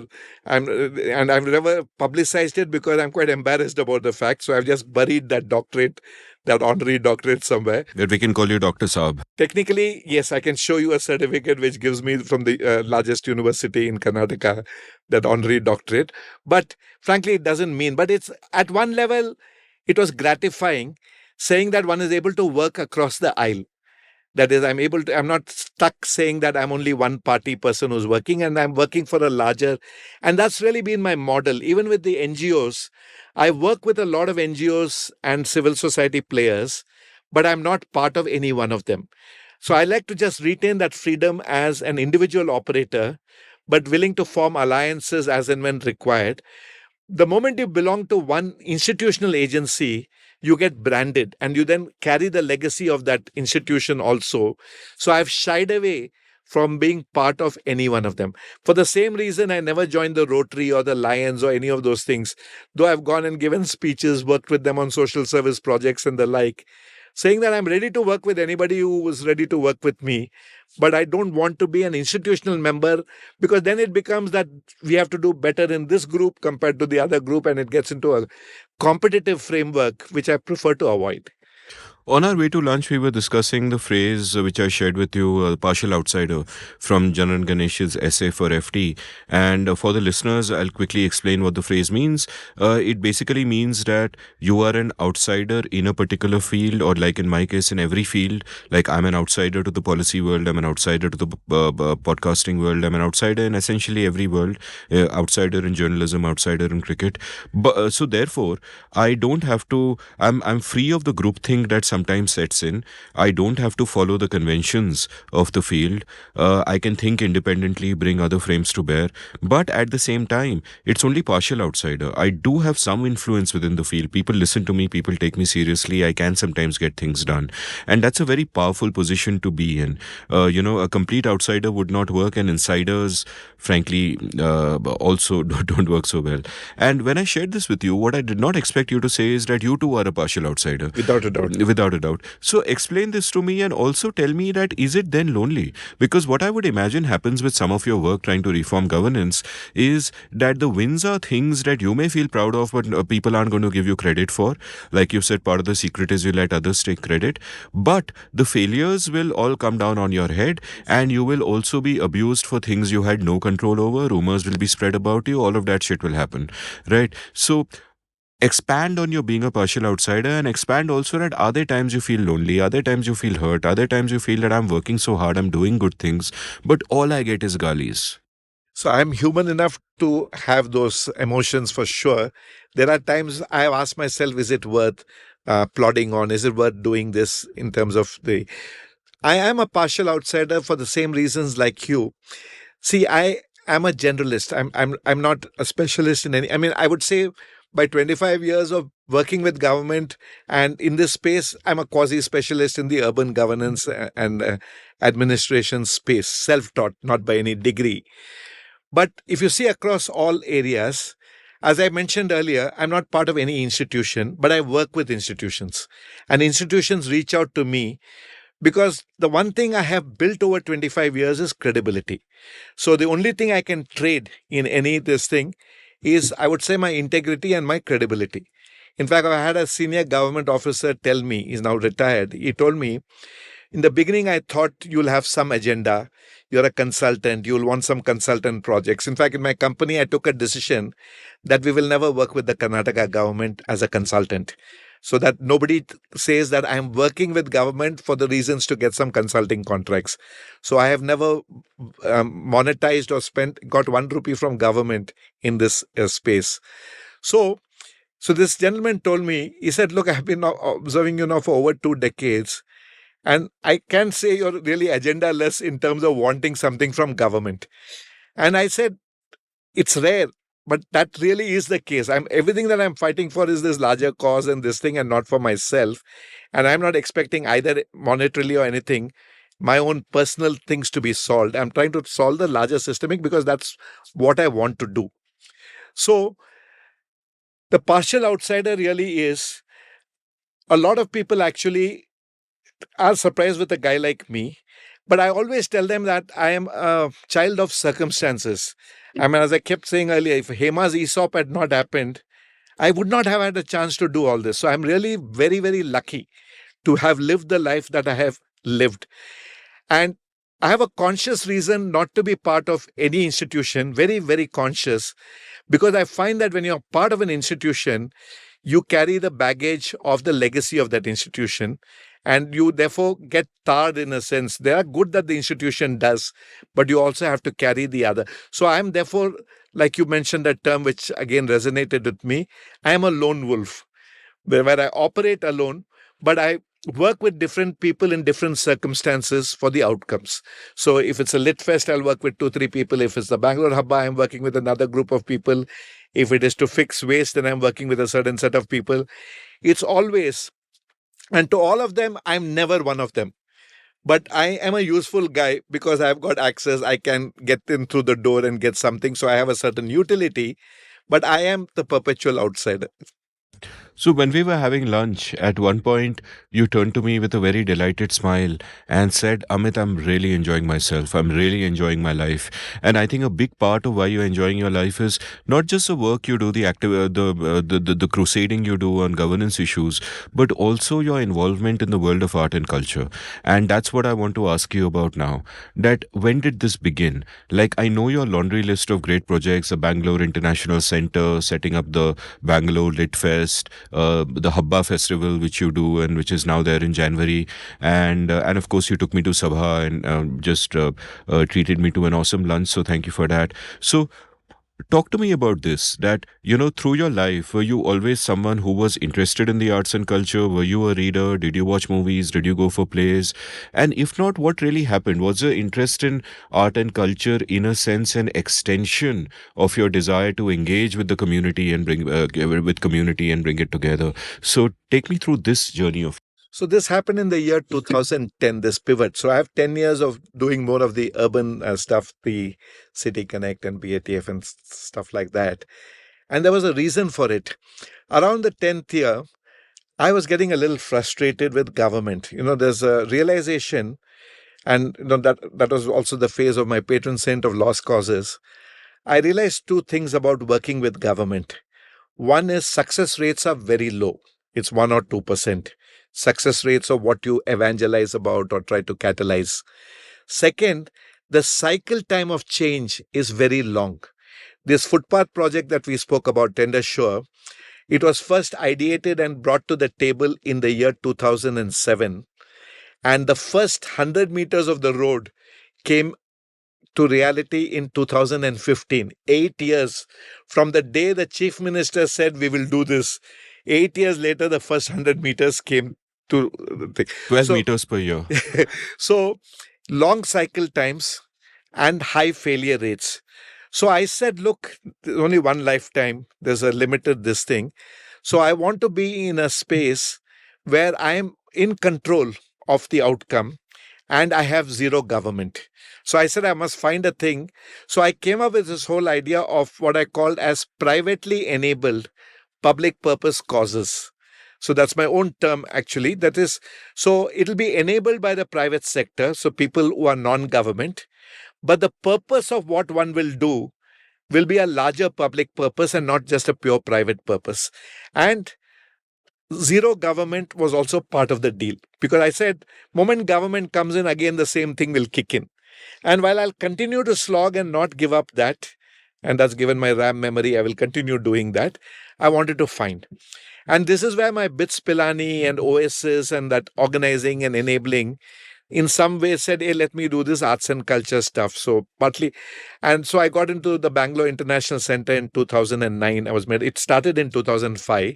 And within a year, because I was only guy running around doing many things, they even made me a board member within a year. And I took over the project of building this new thing that is there in Domlur, the 30 crore project. Now, I'm actually ignoramus in the arts and culture. I mean, I can't recognize rags. I cannot understand dance moves. I mean, I can appreciate it visually. It's nice. And I like the music. I like the tune, those kind of things. But am I some Rasika where I know the finer nuances of it? The answer is no. I mean, I saw the odd play, went for the odd music concerts, etc. But beyond that, nothing else. But I always got a kick of getting community together from my college days, from my school days in the Interact. So that was there at the back of my mind, bringing strangers together for a shared common experience, bringing community together, making our public spaces come alive is something that was always residual in my head. So BIC gave me the chance to do that. This was now 2010, where, we went to the government system and said, give us 2 acres by the lake. And we got half an acre by the drain. And when life throws you lemons, you make lemonades, the equivalent of that. we have made the best of what we can do of that half an acre thing, built 50,000 square feet, a 30 crore project, where I raised money from high net worth individuals and the members of BIC and built. It took 9 years to build because we wanted to build without bribe, following all due process, etc. It took its own time. And then I ran it for 5 years. So it started with the BIC, and that's my labor of love, 2010 to 2024. That was one of my activities. At any point of time, I'm typically dabbling in 3, 4 things. So around 2012, there were this group of 3 people Vikram, Sampath, Sri Krishna, and Shiny, who wanted to start a literature festival. I didn't know either of them. I just happened to meet them by chance. And as a curious guy, I said, fine, it's a good idea. You're putting a festival together. How are you going to raise the money? They said, we'll figure it out. So I put up my hand and said that I will help you raise the money. And so this is 2012. This is the founding group. I'm not a founder, but I just put up my fund. Therefore, in a way, I'm part of the organizing team from the outset. And I became the fundraiser. And so initially, I went for the standard corporate model. So we found one company. The first festival was at 30 lakhs in 2012. This year's festival was 3 crores. So that's how much has grown in 14 years. And in 2012, we had this company which was ready to give us 30 lakhs. We said, job done. XYZ presents Bangalore Lit Fest. We can all go to sleep. We are done. But with 3 weeks to go for the festival, they called it off, saying that because they were not sure whether we can deliver, because we have never done a festival. And second, they said we have a better sponsorship cause in Mysore during the Dashera. The money is being diverted there. Sorry, we can't give it to you. Gone. Vamoose, finished. So then I said, look, I think I have some credibility in the city. I'm confident I know 30 people who will give me 1 lakh each. I'm good for 1 lakh each from 30 of the well-to-do people. So I'll put my credibility on the block and raise the money. So about 20 people gave me between 1 and 2 lakhs, and we did that year's festival, and we called them the Friends of BLF. And then we realized by chance, we have serendipity, we have just landed up with a whole new model of a community-funded festival. And for the last 14 years, we run a Friends of BLF. The 20 people have now grown to 130 people. And every year, about 85 to 90 of that group comes through. And they now give me between 1 lakh to 10 lakhs. So the amount that they give has gone up depending on their interest in this whole space. And over the last 14 years, one has raised 25 lakhs from Bangalore's community to run a literature festival. This festival had about 25-30,000 people come over, where it is free to attend and not a single brand. And no contribution is more than 2%. So nobody controls the festival. So we have the right in terms of curating and deciding, because there's no one big donor. So suddenly we have this unique model and community thing that happened. So at this stage, therefore, now I am part of one institution, which is Bangalore International Center, which today does about 500 free-to-attend events and delivers a surplus every year. So I'm also a sustainability king for a non-profit on how to first build a non-profit and then run it with income greater than expenditure. And then one event in the context of Bangalore Literature Festival. To that, I have added 2 more in my portfolio subsequently. Over the last 23, 24 years, one was basically, I was giving my time. I gave my time wholesome, but I used to generate money from the people, from high net worth individuals, from corporates, etc. But my wife and I decided that let's start doing some charity as public space creation. So Sabha, which you came to, is a restoration of a 160-year-old building as a public space for arts, culture, and conversation, similar to BIC, except we don't do BIC like free-to-attend events. People can rent it at a concessional place, but Bangalore has a place that they can go to, additional place for arts and culture. So that's another institutional. And therefore, we have tweaked our model to say, we will spend some of our own money as our charitable cause rather than leaving it to the children to decide what to do as charity after our time. And the last one really is the Bangalore Habba. It started with the Unboxing Bangalore Foundation. They came out with a book called Unboxing Bangalore. And they had an idea in that book saying that Bangalore needs a city festival. but they had no engine to take it forward. So again, I put up my hand. I'm the useless man of leisure floating around. So I said, I will run it. So I've run it now for year 1, 2, and 3. In due course, it'll be professionally run by someone else. And this year, we are doing about 250 events, and it's grown to a 12 crore festival. Here, we have corporate sponsors and some donors who have come forward saying that let's build pride in the city. So this is Bangalore as a hub. HUBBA is how we have spelt it instead of HABBA.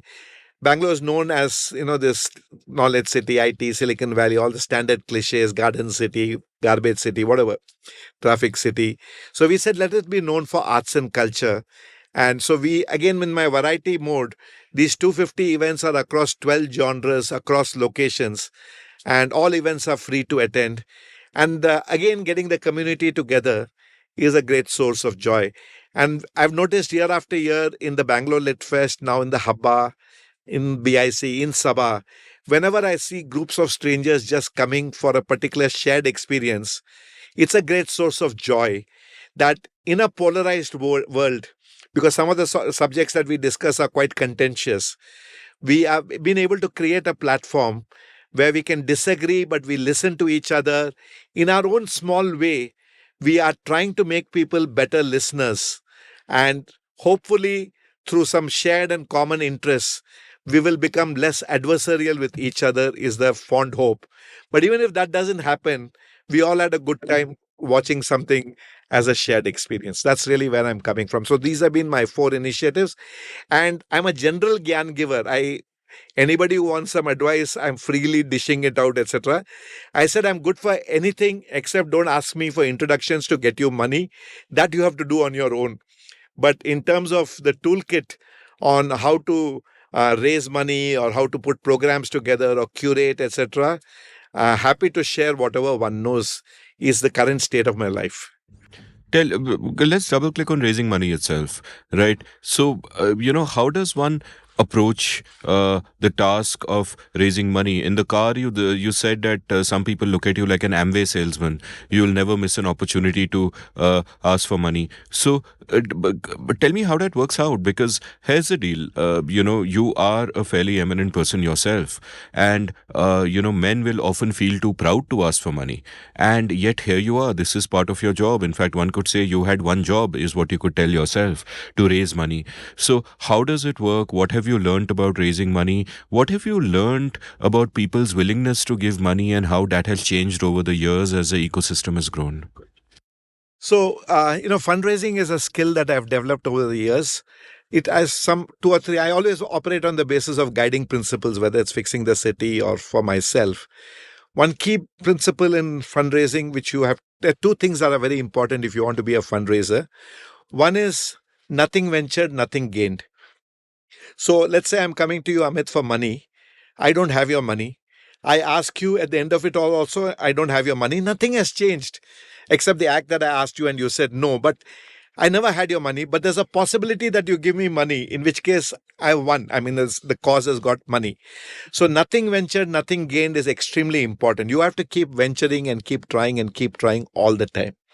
The second thing is zero ego. You have to be willingness to take rejection day in and day out.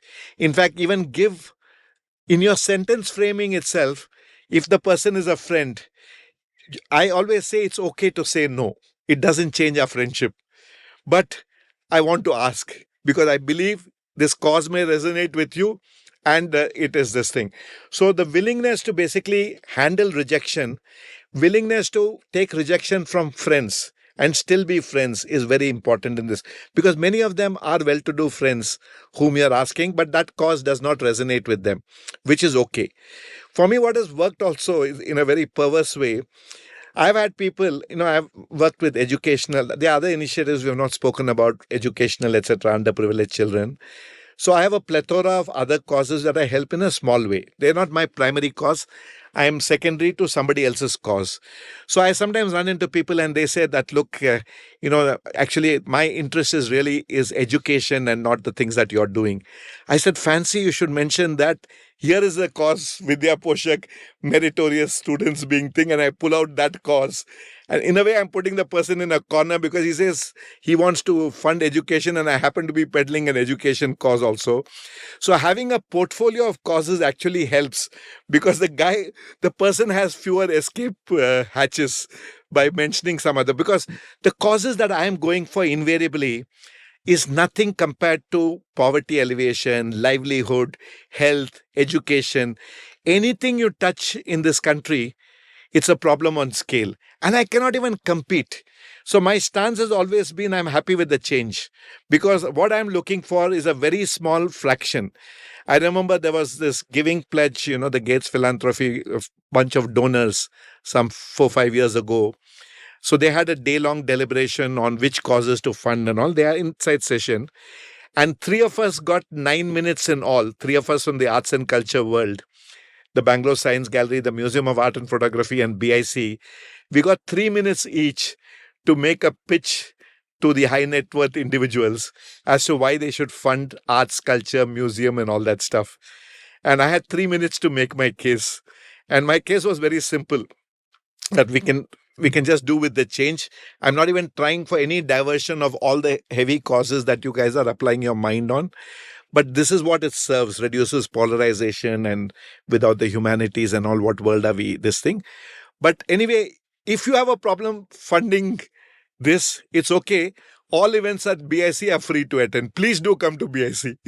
So I sort of ended by a plug by saying that we are delivering free to attend events as a matter of this thing. So you have to be creative, you have to be funny, and you're not to take yourself seriously. You just have to be prepared to put yourself out there. These are important characteristics in fundraising.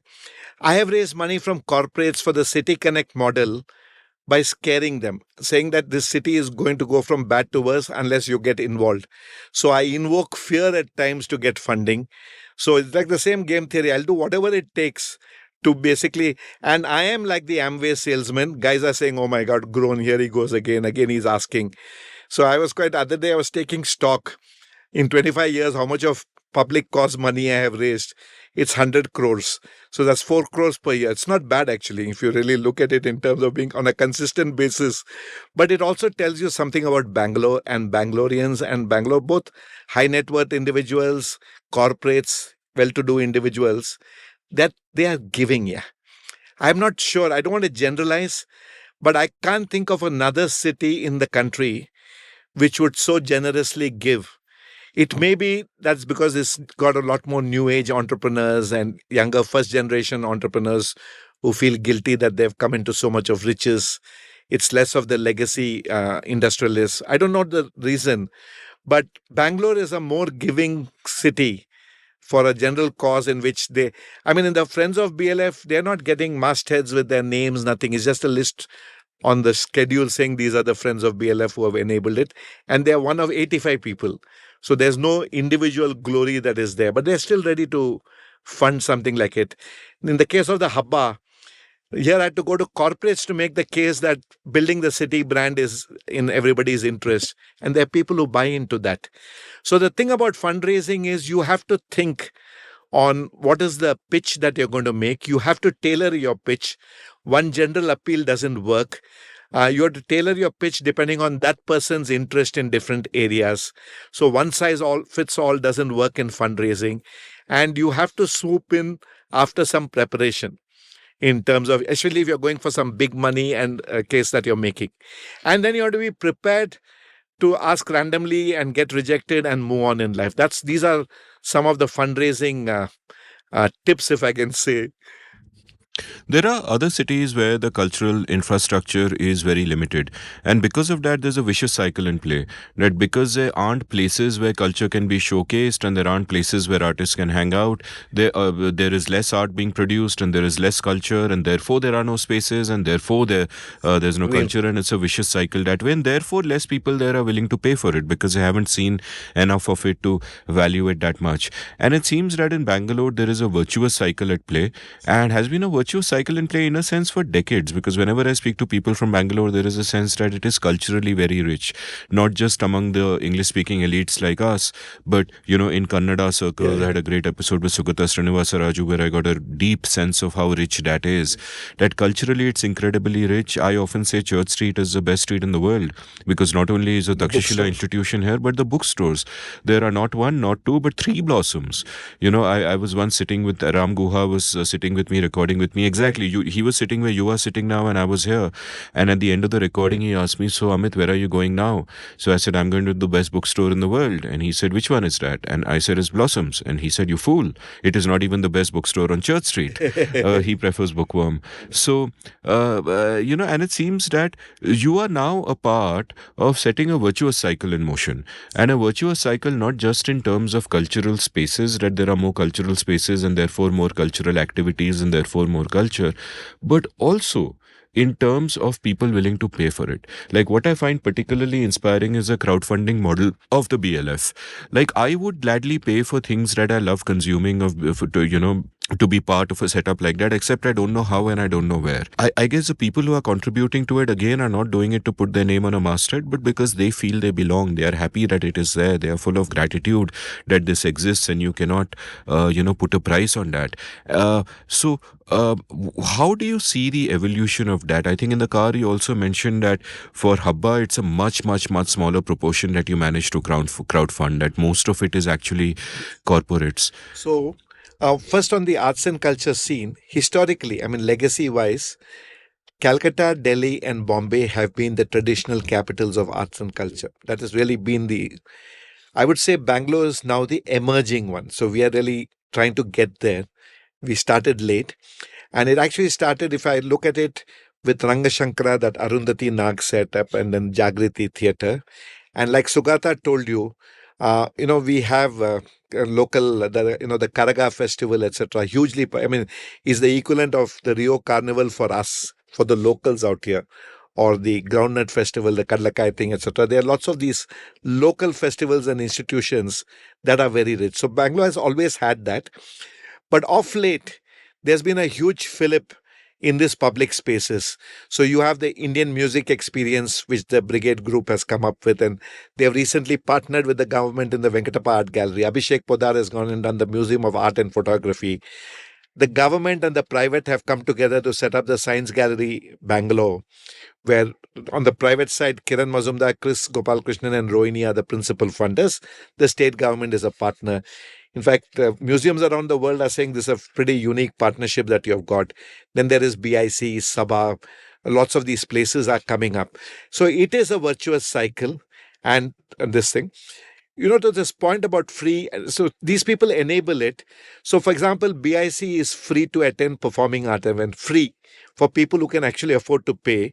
And I've often got into battles at panel discussions where people say people must pay for performing arts and pay for visual arts. They must pay for it, and it should not be free. And my counter has been that I believe that people must pay, but I also believe you need to have a strategy to create new audiences. And I say places like BIC, which does events for free, or the Bangalore Lit Fest, which does books on scale on free, we are creating new audiences for these forms so that when they get exposed without having to pay, let's say I go see a play, which I've never seen in my life, I like it. The next time I see a listed play at a price point, I'm ready to pay for it because I know what this form is. So I believe that it is necessary to have a mix. I'm all for ticketed events, but if you say it's only ticketed event, then your foyer is going to have the same usual suspects coming for your place. What are you doing to create new audiences unless you find a way to create awareness for the art form by throwing it in free, which is what BIC does. You get newer audiences, sir. We are full up. We are full up on weekdays, but it is with the free model. I know that if I put a 100 rupee ticket price for the same performing arts, my audience will shrink by half, if not 2/3. Can I ask you a question? Have you tried, keep it free, but have you tried asking whoever wants to buy a ticket at the end of the show? So we have not tried at BIC because again the policy, but I'm doing it at the Habba, where we say the event is free, but you're welcome to donate. So last year when we ran that you can donate, but it is free, less than 2% of the attendees chose to pay, even sums of 200 and 300 rupees. So we do have a free culture. It's a fact that between free always wins. And we gave both the choice. Even this year's Haba, I mean, I will have data. I'm hoping 2% goes to 5% this year. We are saying free to make the Haba accessible so you can buy free tickets. The second one says donate to keep the festival inclusive and free to others. And just 250, 350 and 450. The early data is still showing only the 2% kind of attendees who are actually buying into the donor pass. So it's a uphill thing to overcome. But we want to do it free because we want to make it a city festival where more people can come. Because if it's a paid festival, then any private organizers can actually run that festival and ticket it. It can be, a Brian Adams concert. Let me give a slight counterpoint to that, where I would say that even if it's free, people are paying for it. They're paying for it with their time. Time is money. Yes. They're paying for it with not just the time that they're sitting there for the play, but the time that they Getting take to there, get to the venue and So the they're making a traffic and all choice to that. be there. They're making a choice to be there. They are literally paying for it, and they would actually be glad if some of the value that they place upon that experience was captured by the artist. I don't see why not. And to me, the real point is that how do you reduce the friction? Maybe there's a mentality that, oh, it's free, so I'll go for it, and they're not taking the other costs into account. But if that is the case, then I really think that a model where people who enjoy a show can pay just be after. shown a QR code at the end and say, hey, if you enjoyed this, express your gratitude by making a contribution here. And I feel that's worth trying out because in my experience, like when COVID started, I put out this thing that I'll never take the seen and the unseen behind a paywall. But if you'd like to pay to keep it free, then here is how you can put some money. And the first month was 10x my best case scenario. It was just the first month was a surge because people were just expressing their gratitude, and it was like mind blowing, frankly. And after that, I never advertised it, and I don't talk about it anywhere. I don't tweet about it, but stuff keeps coming in. I think even my payment gateway, one of them has expired now. But I think that model could really work because even on Substack, you see that Right. many people make money from Substack even when they keep it free. They specify they're keeping it free, but you can still contribute an annual amount if you want. Right. Patreon is exactly that. And I do feel that in the long run, you need to get, like the old model is broken down where you get aggregate eyeballs and get sponsors. I think eventually the community will pay directly. That's my idealistic view. So Amit, I would agree with you. In fact, in this Bangalore Hubba, I'm inclined to try out because we have a giant screen at the Freedom Park where the mega music events are happening, and for us, we just have to put up the QR code and say if you want to. There's no compulsion, but if you feel it was worth it and you wish to donate, here's your chance. It is something I'm definitely going to try because we already have the donor pass before the event. And then this is pay after you're satisfied kind of thing. And there are people who actually have these honesty jars on the way out. You decide how much this was worth and put it. I think it's definitely something which is worth considering and doing.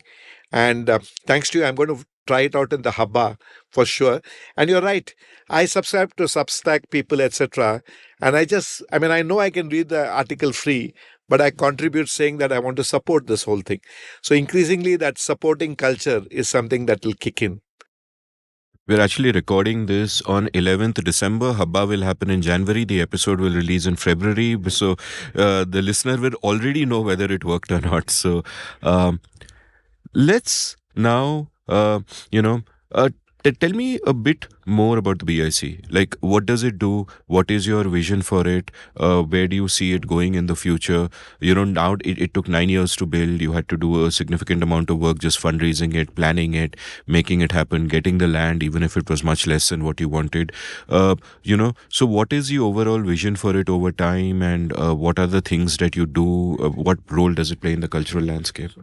So BIC is a platform. It's an inclusive platform for informed conversation, arts and culture. That's our single line definition. The second line is actually what I mentioned earlier, privately enabled public purpose institution. So these two sentences define us. So what is our goal? Why do we exist? We exist for the reason that we believe, at least the people behind BIC believe, that yes, there is a family life, there is a work life, and we are all caught up with that.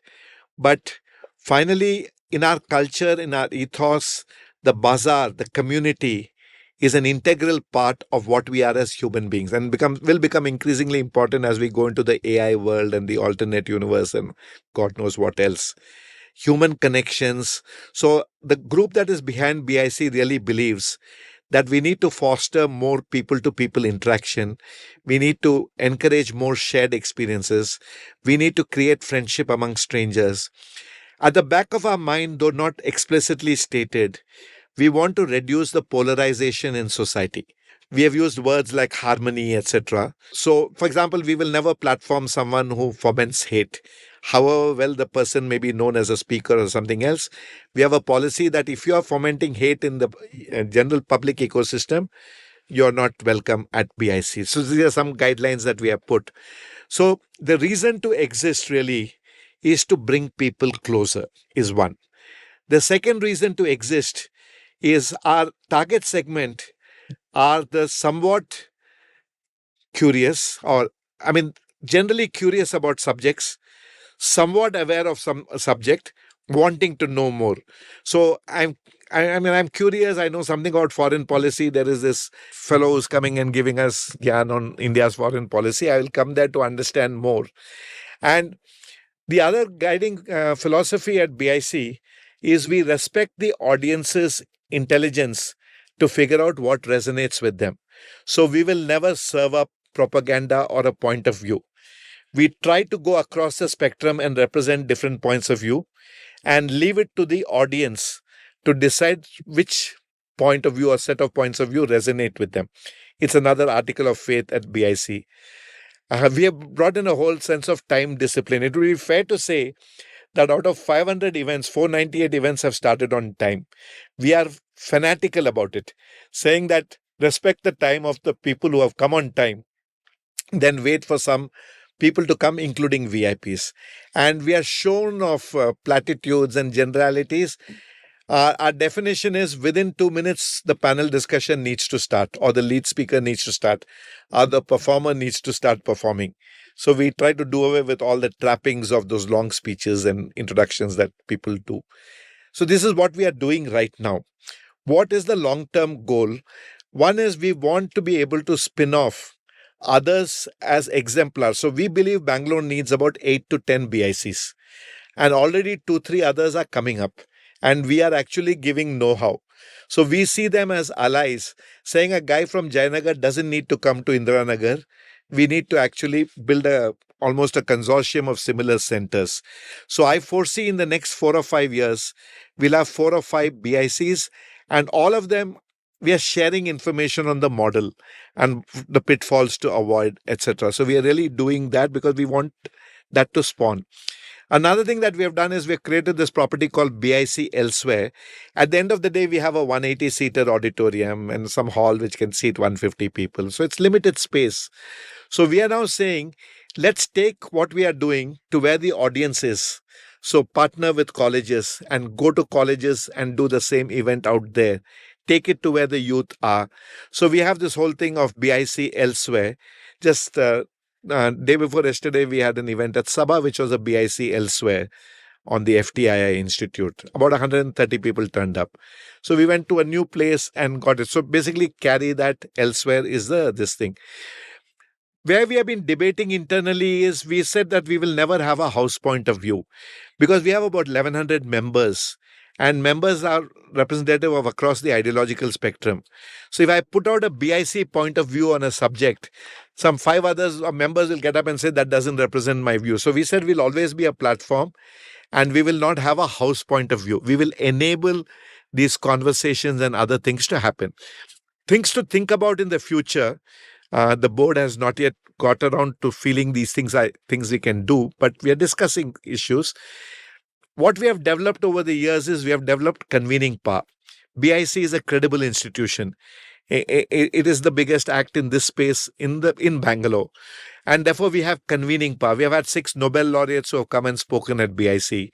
So the question is, do we use the convening power to assemble groups to ideate on problems and come up with some thinking about these problems and put it out there, not as a point of view, but more in terms of being able to catalyze change through the power of convening that you have got. So these are ideas for the future. For now, it's a swell place where arts, culture, conversations happening. Bangaloreans have something to do. Concierges across Bangalore hotels, they look at, because whenever the guests ask them what to do, they look at what's happening at BIC, because at least one event is happening at BIC every evening. So that's a straight call for a hotel concierge to give us a choice. What's happening today? I wish I knew. There you go. You run the place. You don't know what, Ravi. Didn't expect this. No, I'm kidding. I'm kidding. I know. I'm trying to recollect the poster that went out this morning, but my mind is blank. No. I'm absolutely kidding. Don't mean to rag you. You've received enough ragging in your school days. One thing that amazes me, and it amazes me at this very moment, is how much energy you have, right? That you're just buzzing with energy. The other day I met you late in the evening at this party thrown by our friends, and you were buzzing with energy there. You've been bouncing around all morning. And have you always been this filled with energy? Is it something that, because you do the work that you love? Like, you are one person, I imagine you wake up every morning just bouncing off the bed, looking forward to the day. There is nothing in the day that you dread. You just love it. You can't wait to get out and, hit the road, as it were. Is this something that you built for yourself in a conscious, intentional way, and therefore the energy comes because you're doing only things that you love? Give me a sense of how you built your life and how you... So the energy has really come. I've been fortunate. If at all, there was a phase, my first work job was a little boring. I mean, I don't think I was that energetic then. But since I was wooing my wife to be, it was a very pleasant phase of my life. I think if I didn't have that, I would have quit that place much earlier. Aapke zamane mein in the 1980s, what was wooing? Like, over here in Bangalore, we know how things happen now. How long did it take you to woo her, as it were? Took a long time. I just made sure that I was there so that she didn't forget me more than anything else. So those days it was much more like just going out for dinner and tea and coffee and stuff like that. But from the time I went on my own and I was my own boss, I think I derived my whole energy from that phase. So it really goes down to the point that you made. It would be fair to say that from 88, when I went on my own, I have always enjoyed whatever I did, because I was master of my own time, my own destiny. I was owner of the business that I ran. When I did at BATF and other places, I did things I wanted to do. It was an honorary job. I was not getting paid for anything, even to this date. All my involvement in the arts and culture is pro bono. It's by choice. So I have been fortunate that from 88, I have only done things I wanted to do, and never been done saying I need to earn a living, etc. That has made a big difference. For example, though I enjoyed BITS Pilani, I was an unhappy engineer. I was not cut out for engineering. I did it because I needed an engineering degree. I had made that choice and just had to come out of it. But was I a happy camper on the subject I chose? The answer is no, in terms of this thing. So there have been phases where I can say that people of that era may not see me as one of the most energetic guys. But I would say from 88 onwards, what you see today is essentially what I have been. But from the 2000, I think I felt more energetic from the time I took up all these civic issues, etc. Lots of frustration and all that. I'm not belittling any of those troubles that I've had. But the fact that you made those choices, you made the choice to go back to a government department that was not cooperating and still try one more time to make them cooperate, all conscious choices. And I think my energy has come from the fact that I've been very fortunate to be able to make the choices that I want to do. And I think my energy comes from there. If you put me in a straitjacket and say next 1 month, next 1 year, you only will do this and nothing. Hema has tried that at times. You do so much for the city and other things. Why don't you do this for as a household project? And my face goes glum, because that is not something I want to do and get stuck with for the next 1 year. So I forbear off, etc., because I know that is going to be energy draining. So that's one. The second thing is, I don't know whether it's subconsciously, there are people who are energy givers and there are people who are energy drainers. I try to reduce my time with energy drainers. There are people in society, when you sit, you find you're being pulled down into this depression spiral and, this thing. I try to avoid that to the extent possible, politely get away as much. Because if you can identify those who are draining away your energy, it's best, then you will stay more energetic. That's really, so you must be around with people who charge you up in a certain sense rather than those who discharge you. It's like a UPS battery. There are things you do which are in the realm of abstraction, which requires scale, like some of the governance reforms you might want to do, and you can't actually reach out and touch them or feel them or even see them, and you're really playing the long game there. And there are other things you do which don't require that scale, which are very tactile. For example, that moving image you painted of when the first 50 people enter the Bangalore Lit Fest, the joy that you feel when you see that, which is much more tactile, much more measurable, and it's right there. Measurable is the wrong word, which is, it's right there. It's in the moment. There's an intimacy to that. What are the tugs and pulls between these two? Because at a level of ideas, the abstract stuff playing out in scale can really inspire one. But at the level of just emotion, seeing even one person's life changed in a way that you made happen can also fill you with great joy and make you feel good. In fact, there's a third one to it. So the third one I would say is mundane execution. So I'm equally comfortable with mundane execution, clearing 200 emails a day, as much as I am in strategy, in thinking. So I think part of my comfort comes, I'm not sitting like this typical MBA saying I'll only do strategy and somebody else will do execution. Even today, I'm very hands-on in all the projects that I'm doing, that I know a booking that needs to be made or particular this curation that we need to plan for. At one level, I'm pretty hands-on. I've had subordinates come and tell me, let go, decentralize a bit more, because I tend to take up even trivial execution. For example, in the case of the Habba, out of the 250 so far, we have drawn up 175 contracts. And each of those contracts, while somebody else is helping me put it together, I'm the last word reading the contract, putting it on Dropbox, signing and getting the other people to sign. Is a hands-on activity I could have decentralized to someone else, almost with an auto pen. But I do it myself. That's because it just helps me stay on top of this whole project. So I'm very comfortable with both execution and strategy. And moments of joy comes when I see the fruits of whatever one has worked on, which is those 50 people coming, the first 50 in the Lit Fest, or a group of people coming for an event, etc. Those are the tactile, that's what you live for. Finally, at the end of the day, even though others may not acknowledge it, you know you have enabled it. And therefore, there's a sense of joy to yourself. How you do the small things is how you do the big things. And in a sense, it's deeply inspiring that despite being on the balcony for 37 years, you're still out there on the dance floor also all the time. That's true. That's true.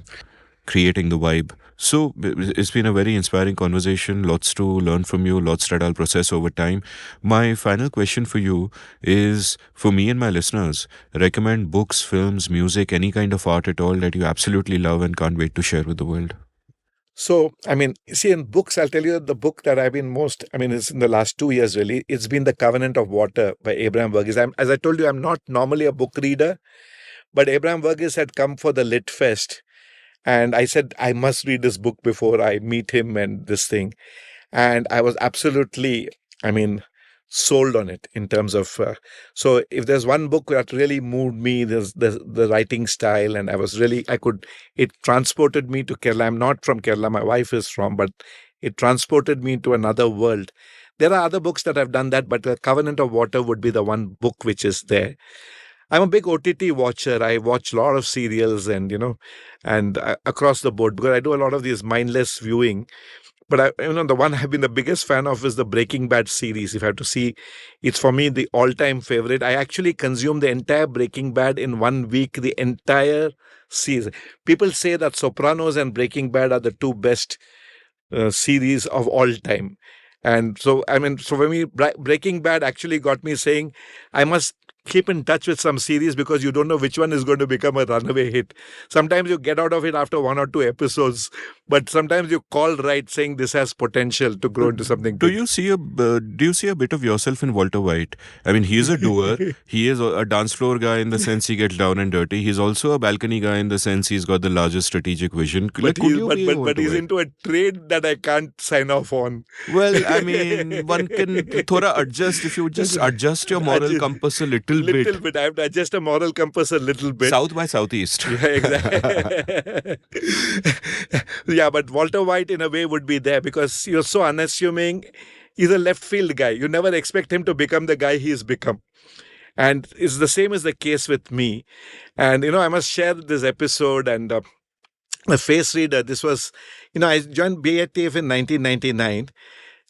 Early 1999, a face reader walks into my office in Alsur. He just walks in. We have a pretty open office. He walks into my room, and for a lark, I said, okay, read my face and all that stuff. So the first thing he said is, you are whatever you are because of your wife. I said, okay, that's anybody could say potentially. So I said, fine. Then the next thing he told me, I've never forgotten. And he gave me his card and I threw it away because I thought he was a fraud. And then I'm saying, shucks, where is this Chittur card that I had of this guy?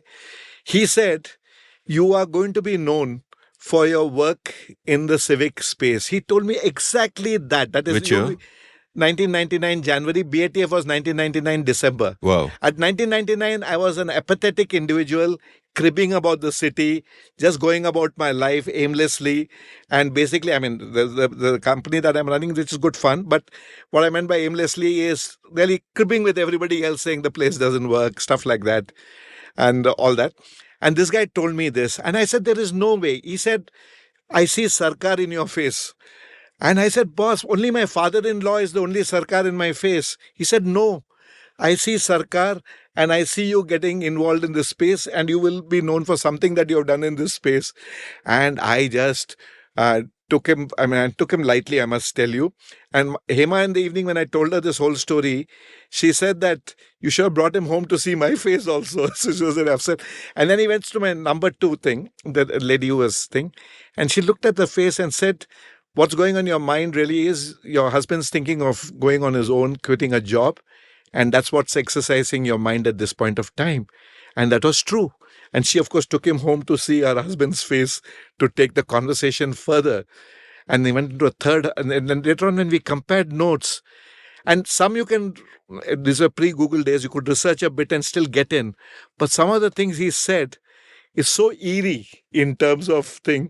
So I said, now I don't take these people very lightly. I said, some of them maybe have the gift of... But did he also say other things which didn't come true? No, actually everything has come true. One thing that he has said, I will know in the future whether it is true or not. So we have to wait and watch in terms of this thing. But everything that he said there has actually, in my case, come true. And in January of 1999, it was impossible that there is any way anybody could have predicted that this was going to be the trajectory of my life. Unbelievable. Anyway, coming back to your films, etc. So we were talking about the OTT. I like good plays. Whatever seizes me at the moment, I have a free evening. Like tomorrow night, there's a Swati Tirunal concert. I'm going for that on a whim. It's happening at Sabha also, my place. And there's this guy called Marvin Khoo, who's got a pretty, I didn't even know. But people said, Marvin Khoo is coming. It's a big thing. I said, oh, if that's a big thing, then it really must be. It's like, the Habba, which will be over by the time people listen to it. My curator told me, trust me, Ravi, I'm giving you one person for which people will travel from the rest of the country. I said, who is it? He said, it's Marty Friedman. I said, who is he? I have no idea. He said, he's the former lead guitarist of something called Megadeth. No clue. But I'm excited about the fact that one is enabling an event like Marty Friedman. And I said, I will listen to him to find out what heavy metal is all about. So I'm always curious. And of late, I've been doing Gen Z videos also on my Instagram. And this is to get people to come for the Lit Fest, to come for the Habba, etc. So you have to do whatever is required to get the younger generation. You've been making videos. On my Instagram, after this is over, I'll show it to you. Basically, what I've learned is if you're willing to make a fool of yourself, you can get enough likes and virality on social media. You just have to be prepared to make a fool of yourself. If only it was that easy. Ravi, thank you so much for taking almost the whole day out to talk to me. A great privilege. I know how extremely busy you are, and cultural life in Bangalore has come to an absolute standstill today because you have chosen to sit here in the studio with me. So thank you. I love this conversation. Thank you so much, Amit. The fact that you just picked me up at that dinner and said, can I talk to you for a few hours? I can tell you, just like the 50 people who walked through the Lit Fest, I was absolutely delighted. Of course, Hema told me it's not going to be a problem for you to speak for 5 hours. So I'm not worried about your speaking for 5 hours. Then I told her how big you are. And then she said, okay, maybe you're going some places if Amit has picked you for a conversation. No, not at all. It's entirely my honor. Thank you so much. Thank you so much. If you enjoyed listening to this episode, check out the show notes, enter rabbit holes at will. Share this episode with anyone who may be interested, maybe folks who live in Bangalore or people interested in urban governance. You can follow Ravichandar on Twitter at Ravichandar, that's one word, Ravichandar, and you can follow me at Amit Varma, AMITVARMA. You can browse past episodes of The Seen and the Unseen at seenunseen.in and every podcast app of your choice. Thank you for listening.